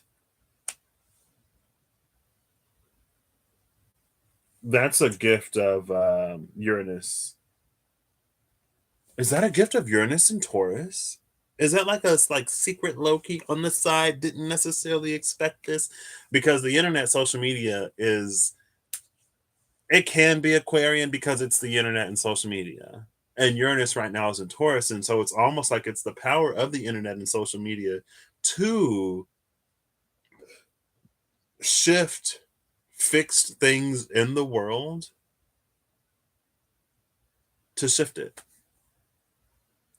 Now, there's enough choice and enough decision for us to decide on how we interact with that. It's because of social media that, again, going back to that, how would we understand perspectives or how would we know what's going on in places or whatever if there was nothing or no one there to tell us? It's because of social media. We can know what's happening all over the world, and the people themselves are the ones who can share it. We don't have to rely on a handful of networks to tell us stories with whatever perspective they do or don't want to have, right? It's because of social media that it's like ripples can become waves. And so many people like talk about social media and like, oh, social media is toxic and it's blah blah blah. It's this, it's that. I saw something on Twitter. It was like yesterday or the day before. And it's like people who talk about this app or people in general, people who talk about social media, but it's the people that you follow on social media. So if you're following people on Twitter, if you're friends with people on Facebook and you're having a certain experience, now I'm not saying like go and unfriend anyone who disagrees with you, blah, blah, blah, whatever. But it's like the thing about social media is that we curate our own experiences. And maybe that is some kind of correlation that we don't, it's, it can be more difficult to make in the real world. It can be more difficult to life. But in at least a few ways, we curate our own lives. We make choices and decisions that play out, just like you curate your timeline by the people you follow, by the things that you like. And then the algorithm sort of gives you more. There's an energetic algorithm, call it manifestation or attraction. The energy that you put out is the energy that you receive. Because of the choices and decisions you make, because of the energy that you engage other people with, you're going to have a certain experience. And if you don't like your experience, not everything is under your control because there are advertisements and there are people who pay money to get things that pop up on your social media. So, like, there is a certain amount of control that we don't have in the world, but there is also an amount of control that we do. And we're going to throw the whole earth away. You're going to delete all your socials. I mean, I'm not telling people to not delete socials, right? That's the point. It's like there are ways that it can and is being used to make us more compassionate, sometimes by making us more aware. And I think there is an interesting point, or there's a point where we can kind of sort of get like burnout. And that's a thing, empathic burnout. And I don't think it's necessarily for us to be in a position to try to solve every problem, right? Because that's what proper delegation of tasks, that's more than we can do. But we can spare some compassion. Oof. I feel like that's so great. That's so great. But the point is, it makes us aware. Now we can have conversations. Now things are brought to the forefront that you're not gonna find on channel whatever or in this history book or whatever. Because again, a lot of that stuff is someone has to write, someone has to record, someone has to storyboard, and someone has to broadcast, and everyone reports to someone else. So who really decides what gets put out there? With social media, we get to decide. And we also get to, again, engage with the consequences of those decisions.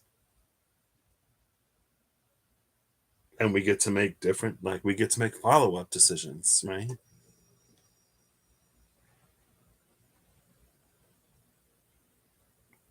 But I don't know. The experience that I have is different than the experience that the people who are like social media is this and social media is that have. There are times when it's like some rough takes on certain things, uh, but it's how you use it, like anything else.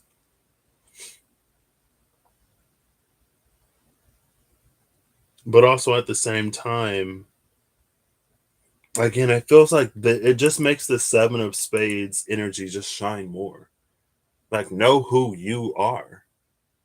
If you know who you are, and if you can find a way to love yourself and be comfortable with yourself, then it's not going to necessarily, I would imagine that it wouldn't necessarily hit you in the same way when you see like this lifestyle on your social and this media and everyone's pretending. It's like, well, if we know that everyone is pretending on social media, why are we still acting like we don't know that?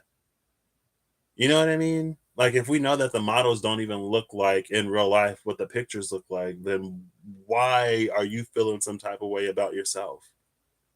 And I feel like it doesn't even have to be social media. It could be somebody like, oh, this person, they think they're better than me because they have this and they have that. Meanwhile, that person, like, a lot of them, a lot of those people, they're worried about something else. Those people are saying the same thing about somebody else. They think they're better than me.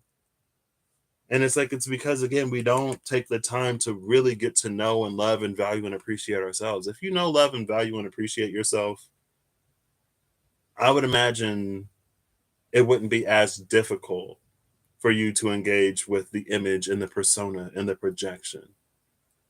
Because, like, that's what it's, I don't want to say that's what it's for, because that isn't what it's for.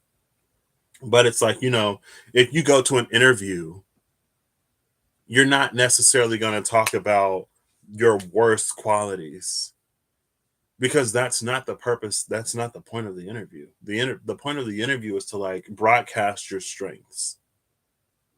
And if they ask anything else, they find out. But if they ask, you could also be honest. But it's like, you know, I don't know. Some people, you can have a sad Instagram. People have sad social. People do all kinds of stuff with social media. Anyway,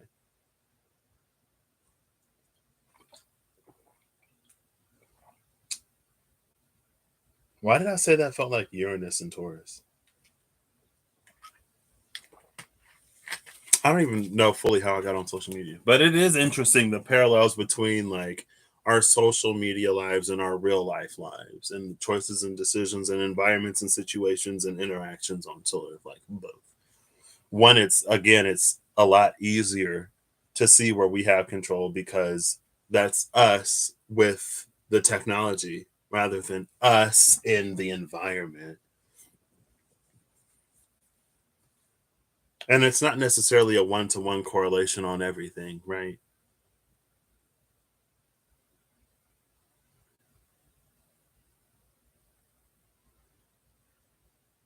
Oh, it was a maybe it was a communication here. I don't know. A bell that brings the physical and intangible into harmony as it pulses out into the universe. Collision or cohesion, integration or separation. Again, the more it feels like the more fully we sort of understand ourselves and the more open we are to the world around us, the more likely it is that we'll experience cohesive flow and change rather than that colliding forced uprising, like when two tectonic plates come together and then there's an earthquake that happens in the middle of the ocean, and then there's a wave that's a result of the earthquake, and then there's a whole bunch of other stuff as the result of this other stuff. Like, whereas, cohesion would be, an egg meeting a sperm, leading to the birth of the child.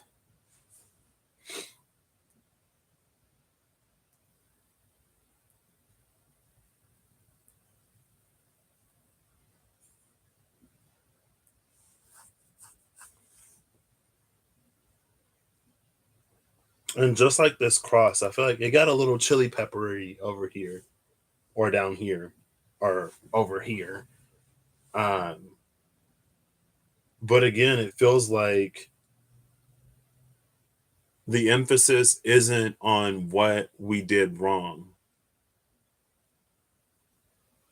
The emphasis isn't on what didn't happen in the past. Just like this time, it's like it's about moving forward.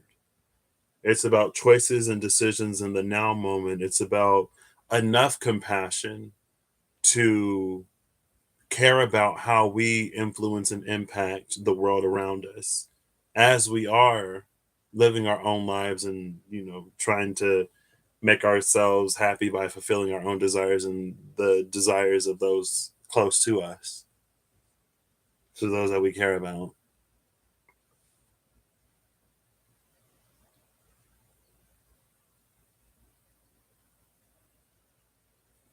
But again, it goes back to Shayna and Reem about, like, the creation without destruction. It's like we've lived enough destruction to choose to first of all to know what a world of destruction is, but we've also lived enough to make the conscious choice and effort to, even though, and I think that's the thing about compromise, that but it feels like if there's an amount of compassion that's there, then compromise is easy. If there's a reciprocal compassion and respect, then compromise is easy. It feels like compromise only becomes a problem when at least one of the people at the table, again with the three heads, if at least one person at the table is only interested in furthering their own goals, agendas, or whatever, then it's going to make compromise difficult because that person is only going to agree if they're at least the majority satisfied. And so maybe in that, with the Eight of Hearts, Eight of Cups energy being here, it's like maybe you just get up from the table. If you can't compromise with somebody, maybe you just leave. And you don't, it's like we don't have to degrade or belittle or call somebody like names or whatever. Just be like, you know what? We couldn't reach a compromise. So I'm going to live my life and be happy. I hope the same for them. And again, it feels like it doesn't have to be malicious. It just like didn't align. It didn't line up. We wanted different things, and that's fine. There are plenty of people out there, plenty of companies, plenty of organizations. And while if we're talking about companies and organizations from a certain level, from a broad perspective, it can seem like a lot of them are the same. But again, the world is changing. The world is already changed. People are already changed. It's the situations and circumstances that we encounter in life that give us the opportunity to make those choices and decisions to prove or to exhibit, to show that we've changed. It's not necessarily about proving, it's about more of like showing and doing, because it's the actions done that, shift and change directions.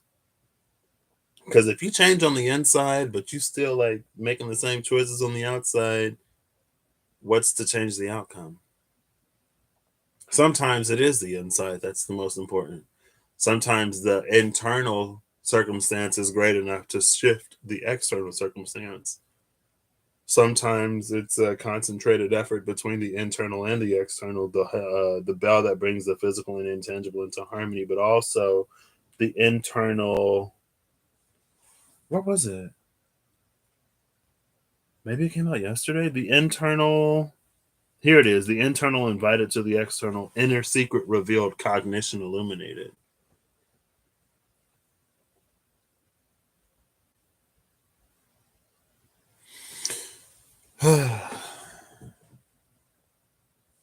Shaking up Gaia, waking up the earth. Pisces season smells fishy.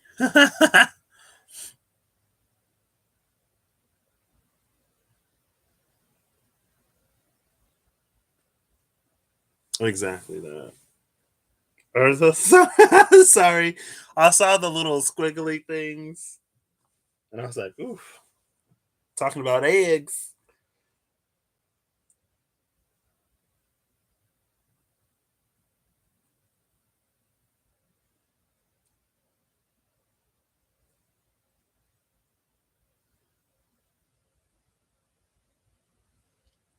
There's another little mini sink.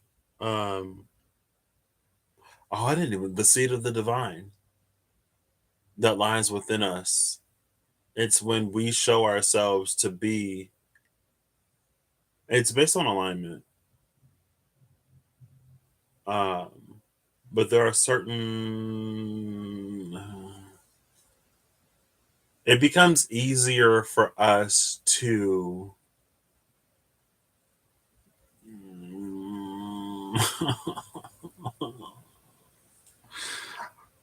I said I wasn't gonna run away.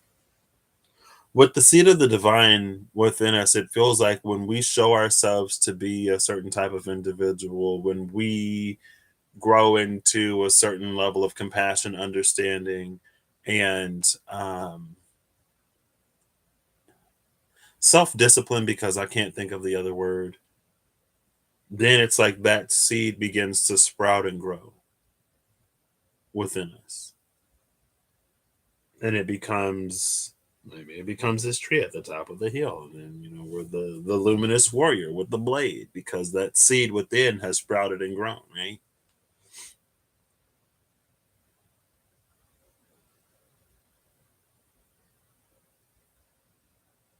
And that was this with this lady energy for some reason. It made me think of an anime that I also watched yesterday, a different anime.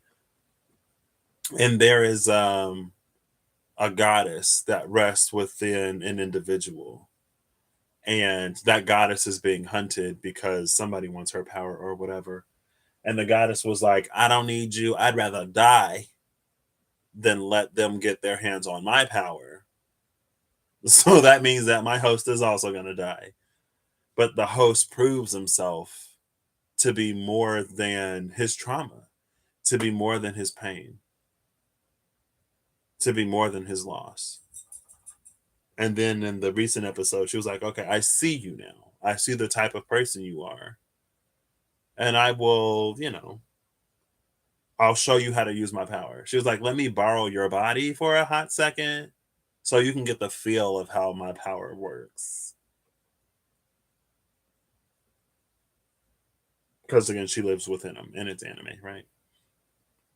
But that energy, it feels like it's here. And that's why I mentioned like the divine seed that we water within. Um,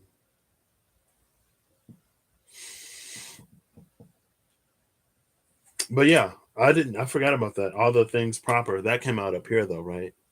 With the wise king and all the chili pepper. Proper magnetism, clear intention, clearing of the fog. I like that clearing of the fog because it feels like there's an energy, there's an ability for this seven of spades energy to dispel certain things again, to get us to see clearly, more clearly. So that's that. Guess I'm gonna get some final cards. Oof. Maybe I should have just not come live today. It's fine. It's fine. It's fine. I don't want to be a chili pepper no more. No more. Why you gotta make me a chili pepper?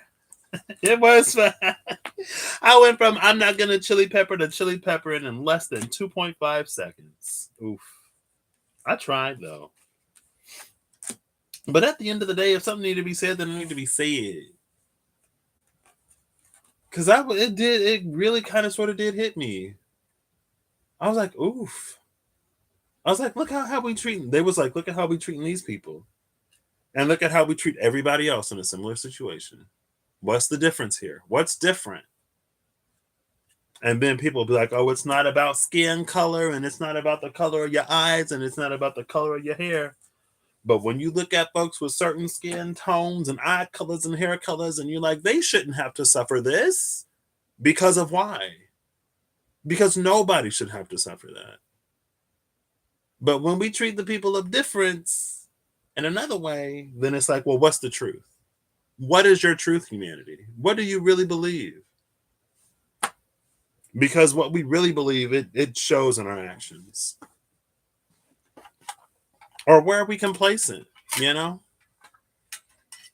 And how far do we think complacency is going to continue to get us? Like what do we think it's going to do? I don't know. But things are changing. The planets are rearranging in the sky. But we still have choice. We could choose to let it go. We can choose to keep doing what we're doing. Isn't it great being human and having choices? Some people believe that we don't have choice. And to those people, I say, I respect your belief. But I choose to believe in choice. I also choose to believe that there are things outside of my control. But I choose to parry that with, even if the thing is outside of my control, I do control how I react and respond to it. And it's interesting because it made me think of, I watched a part of, I don't think I finished it, of Rob's spiritual bypassing video. And I reached a point in my own life in 2020.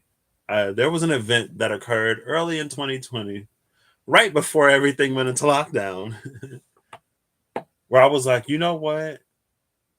I think it was actually before that. I think it was before that, but that it helped cement it for me. It helped anchor it for me. It's like I don't get to choose the bad things that happen in my life. I don't get to choose all of the good things. And I don't, maybe there are some bad things that happen in my life that I chose because of other decisions, because I'm human. I get to make mistakes. And I get to be like, ooh, like, I'm so glad I'm having this cheap donut. To then later in the same day with, stomach cramping. Oh, I wish I didn't have that cheap donut. But that's my choice. Um, it's like, I'm going to choose. I'm going to use the power of my choice to choose what I do next. I'm going to make something better come of this crap situation because I get to do that. I get to use this to move me forward in a way that to me makes this, it's not that it makes the suffering or it makes the pain worth it, but it's like if I already have to feel it, why not feel everything that I need to feel, how I need to feel it, but also like want to do things that leave me in a space of like not feeling it anymore. And again, like there are various levels of control of things that happen to us that he mentioned in the same video. And it's not to make light of everything or to turn everything into something, but for me, I don't know. I reached the point where it's like, if I can, I will. Because it would suck to suck on top of sucking. At least maybe out of all this suck, I can get something succulent. And maybe one day it'll flower. It'll still be prickly. And it still thrives in dry and arid places, but sometimes it'll be gorgeous. Sometimes it'll hurt. Ooh, the clouds in number 38. What is that? The bridge? Is that a bridge? Is that a tree? And a storm? The arrow that pierces the heavens and breaks the clouds, right? I don't know.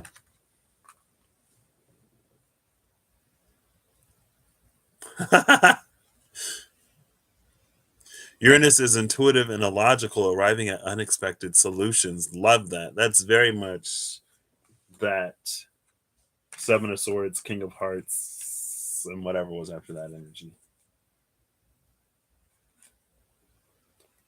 What is this, 39? I'm getting all the 30s today. Excuse me, 38.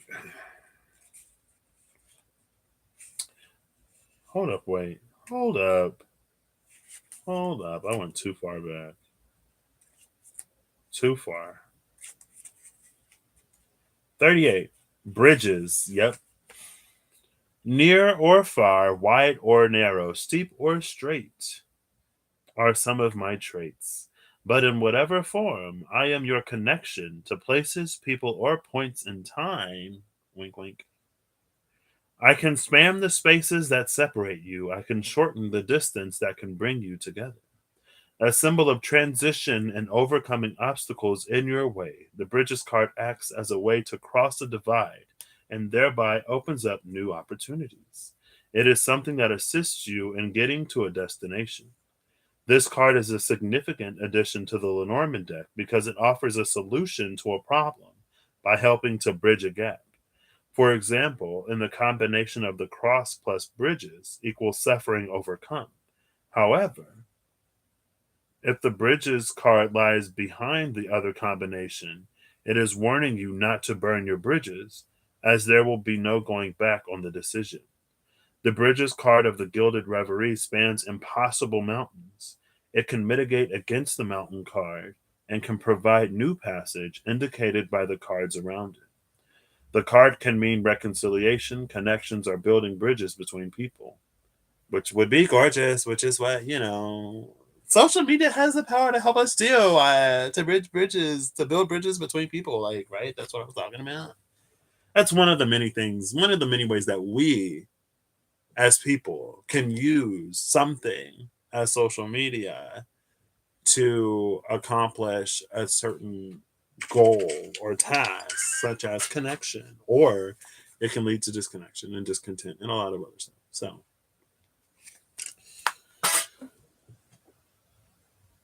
the card can mean, oh, I already read that. In another sense, the bridge is a place of what? Assignations? Is that a word? I don't want to say assignation because that sounds weird. Let's see. Assignations, I've never read that word before or seen it. Hey Siri, define ASSIGNATION.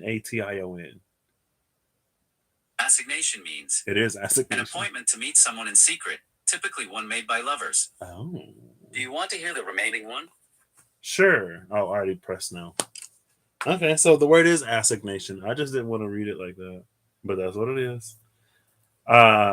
In another sense, the bridge is a place of assignations, brief interludes, and meetings.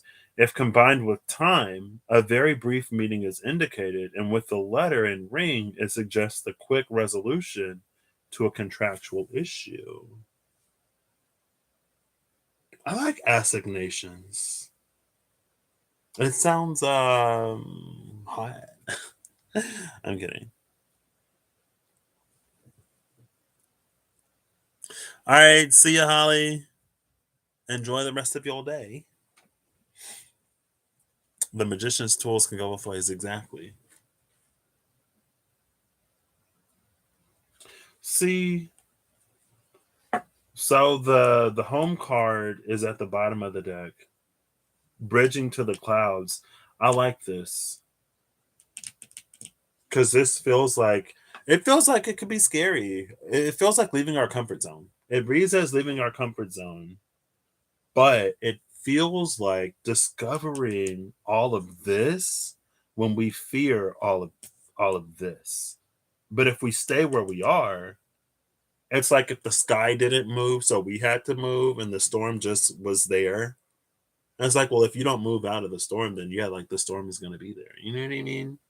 And with the sky moving, if the storm is moving in this direction, and you go in that direction, then you'll get out of the storm even quicker.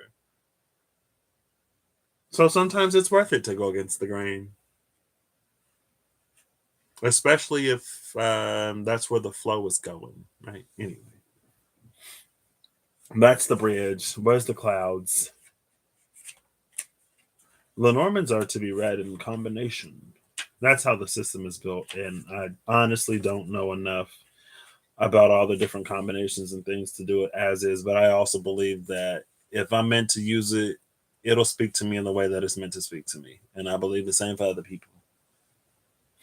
I am dark on one side and light on the other. Conflicts and doubts I am sure to bring. You will not be able to see clearly.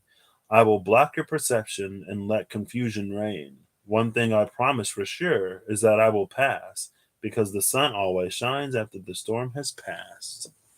And what was that?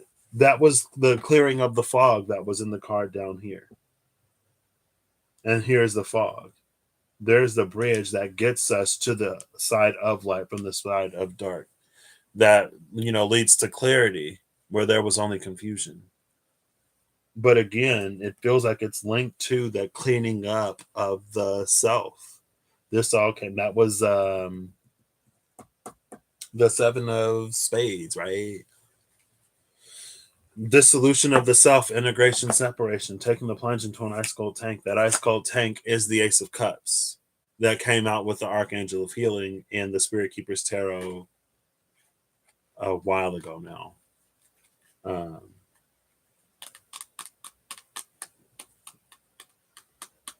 Crossing the fear bridge is exactly crossing the fear bridge. And maybe that's a thing that makes us easy to predict more the control. Because again, we have more choice in some areas and in some ways than we think we do. But again, it's like if you never face your fear, if you always run away, then it's easy. It's like no wonder why we would think we don't have choice if we never face those things. But also at the same time, it's like a surefire way to keep us in the pen. I don't know. It's like, yeah, no wonder why you feel like you don't have choice because every time you're given a choice, you pick the same thing. You always get the tuna. And you're like, oh, I hate that, like we don't have options for lunch. And it's like, girl, like, what are you talking about? There's an all you can eat buffet with cuisine from all over the world. It ain't the cafeteria's fault that you always pick the tuna. Hello? Like, don't you realize that you could get something else if you wanted it, if you chose it? And then you'd be like, oh, but I don't know if I'll like the other food. So I'd rather get the thing that I know is at least edible. And it's like, okay, you hear that? That's you choosing the tuna because you don't know if you'll like the calamari or the escargot or the takoyaki or the unagi rolls. I don't know why it's all seafood, but because the fish was here. Who are you? Ooh, the stars. With the dog at the bottom of the deck. What? I'm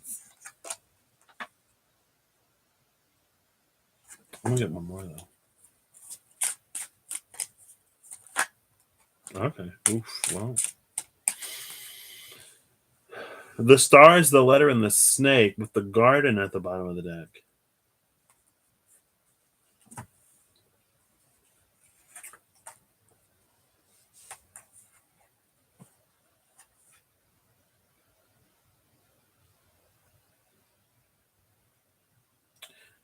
It feels like that would be the moon. But it's like you can see like there's something illuminating the snake.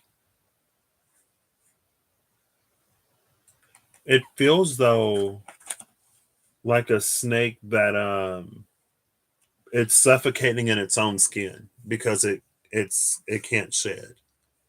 Um it's Taurus season is a coming. We'll just skip Aries season this year. It's fine.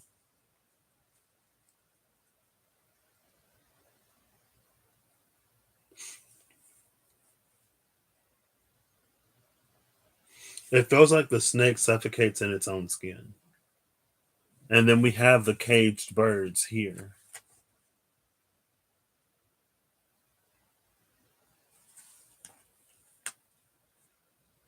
And so what it does is it feels like a buildup of internal toxicity. And it's interesting that the star is here. But that just makes me think of Afe and the whatever card. It's like when we come face to face with the thing that we desire, but we don't feel free enough to actually take those things on. It's like it speaks to a lot of like self worth, self love, self value. There's it like it feels like it isn't worth it, and so it doesn't necessarily take it.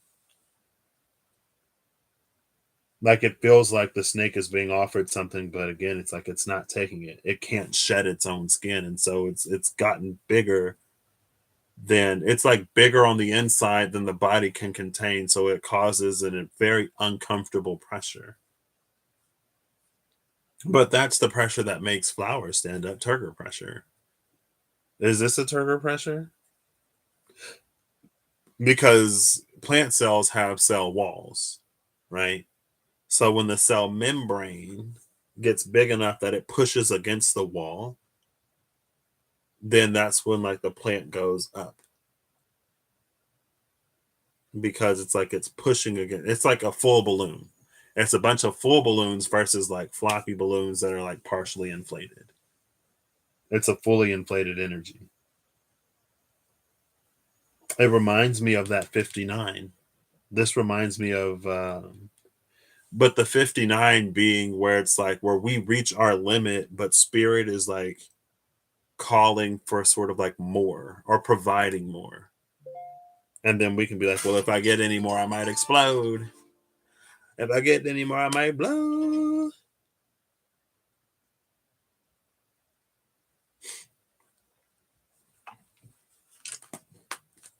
And then with the stars in the letter, it's almost this energy of like, well, isn't this what you wished for? Isn't this what you desired? Isn't this what you wanted? And I know that, when we get things that we want, sometimes it can be triggering. It could be triggering AF. It could trigger a lot of stuff. But again, it's like, we have to be the ones to make the choice and decision to do it. And I love that the garden is here at the bottom of the deck where we just had the bridge with the energy of assignation. Because the assignations, again, that's the secret meeting between the lovers. But the garden is a very public place. So this is something that can be expressed fully, or it's like the arena is different. Maybe the bridges energy is a more past energy. Maybe it'll be secret meetings on the bridge and then it'll be, full on embraces in the garden. Or just not even like because I know different people have different comfort levels with PDA and some people have different definitions of allowable and maybe a little bit more extreme. Should it be done in private? Maybe that should have been an assignation PDA because we don't need to see all of it. Get a room type of energy.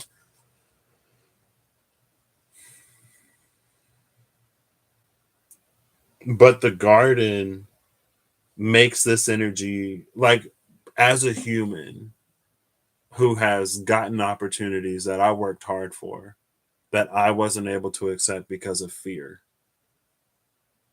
It feels like this could also it could be devastating because again the garden is so public and so witnessable,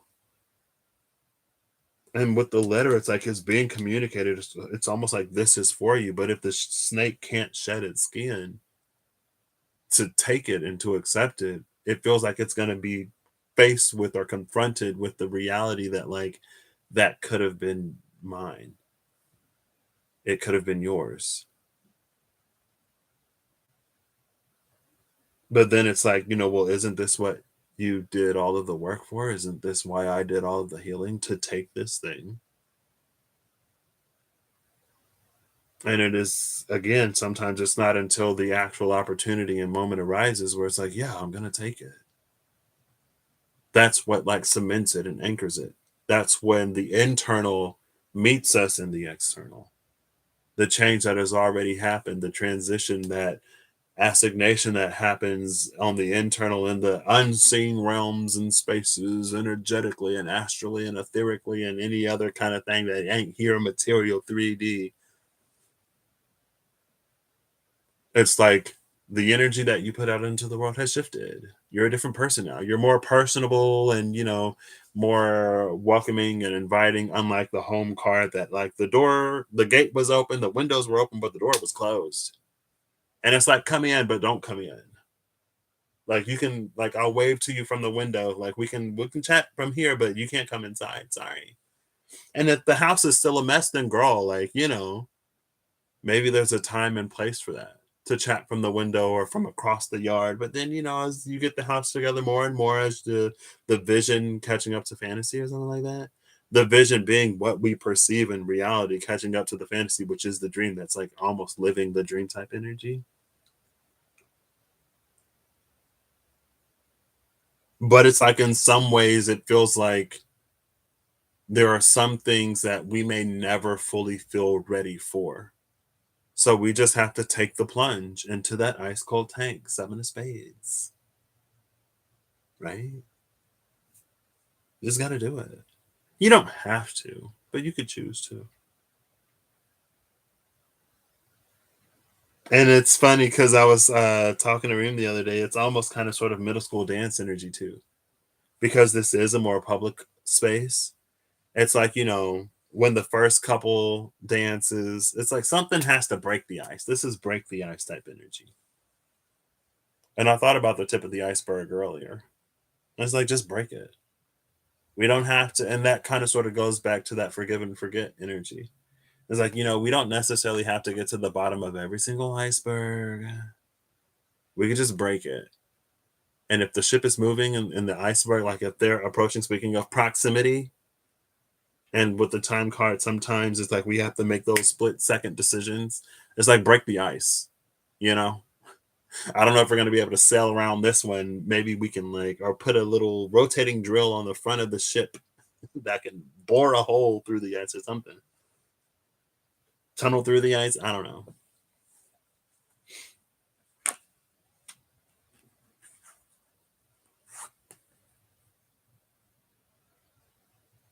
It feels like it can also be an energy where something happens externally that highlights and reveals some hurt. It could be hurt, it could be pain, it could be love, it could be something amazing. Going back to the projections and expectations, both light and dark, on us. Because like the letter, like the stars, that could be something that happens externally that lets us know, informs us, communicates in a way that maybe we didn't get before. Something to us on a deep level. This is red. It's very like root chakra. It's very like base of the tree, where it's like, oh, and because it's like, because we see it in this way now, and it's like, to see that the tree had to be clear, like the leaves had to fall. If the tree was full of leaves, then the moonlight might not have been able to break through to get the snake to look up to realize that, like there is some light down here. Wait. Then it's like, now again, it's like we can bring healing to a certain situation, or now we can allow this seed to blossom from within, and we can be the person that we've always known that we could be, but we weren't, because we were whatever. We were something that we are no longer, or we're out of it enough to allow to at least sprout and pop up above the surface, not be so subterranean, right? So like I said, even though it got a little chili peppery, the energy is beautiful. The transition, the transit, the transitory phase as a human living life in the world is not as like easily navigable as the beautiful ending would sort of like make it seem. But if you think about the story, sometimes the happiest endings have the most climactic, steep uh build up, right?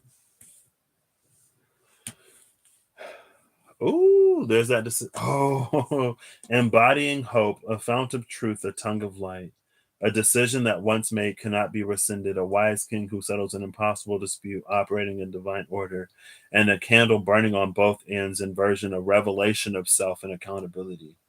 I love that the seven of spades has become the two of clubs, where it's embodying hope, the fount of truth and the tongue of light, where it was sort of like being in a space to figure out who it is that, oh, Rhea, yeah, girl, okay. um Sorry, I don't mean to like put you out like that. Anyway, Rhea said something that makes me think of this energy. um but it is a space of like discovering who we really are and what we really want, and that opens up the possibility for even further fulfillment, because a lot of times with expectation and projection, and going back to like the advertisement side of social media, it's like we see something and we believe that we want it, but it's like all desires are rooted in something, and some desires are rooted in even deeper desire. So if it's our desire to be respected, then we might want to be a CEO or a boss or a manager. That might be something that we think we truly desire, but if that desire is rooted in bosses are people that are respected, CEOs are respected, like this is respected. It's like it's not really the CEO, the boss, the manager, the supervisor, the billionaire, the millionaire, the actress. Like that's not really what you want. You want to be respected. And respect can come in many ways. And not every CEO, not every boss, not every manager, not every actor, actress, millionaire, billionaire is respected. And it's when we're disconnected from the truth of what we truly desire, when we become that boss and we're like, oh, this is what I wanted, and we don't get that respect, that's another thing that can crumple the ego. When it's like we get the thing and like there's no fulfillment in it. That's one way how that can play out. I think sometimes things can also, it's like as things can wax worse, they can also grow more beautiful. You know what I mean? There's light and dark to both sides. Um, but now this is a space of that reconciled Seven of Swords energy. Then we come into this decision that once made, like now we come into this decision making wisdom operating in divine order energy. To now, it's like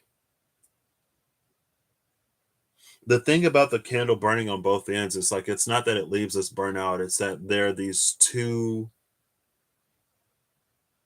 polarities that find a meeting in the middle. They meet in the middle. That's the candle burning on both ends. And it's like something magical happens when it's when they meet there. I think they have like it's not like a Christmas thing.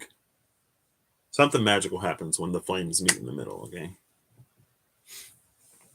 And there's the revelation of self.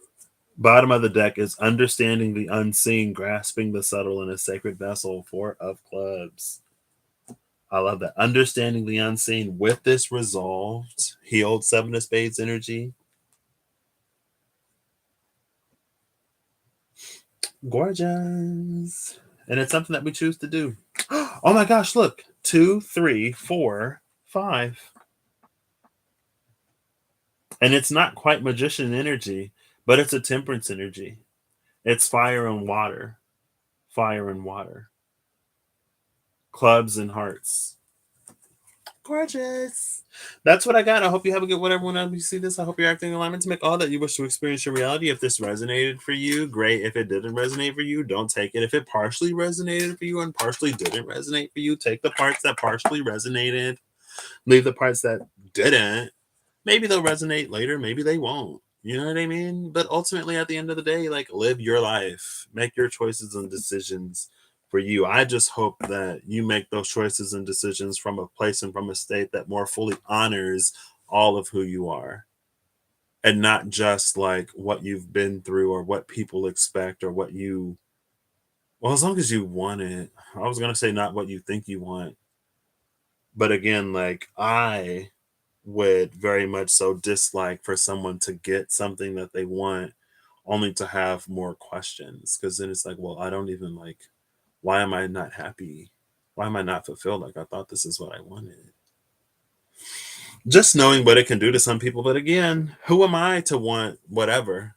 Because just like the curse and the beloved, we all have to experience different things in life to get where we're going in life, to know what we want out of life and to know who we want to be and stuff like that. And sometimes we got to get stuff that we don't want, even if we think we want it.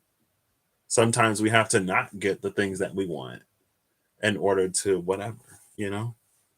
I'm limited in knowledge and perspective. And so it would be selfish and unfair for me, an individual who knows next to nothing in comparison, especially to all that there is to know, including that which is not knowable. But still we're somehow expected to know it. Anyway, sometimes it's good for folks, right? So thank you, Rhea. Thank you, Holly, for being here. Thank you, Suze, for stepping in. And yeah, I'll catch y'all when I catch y'all. Bye.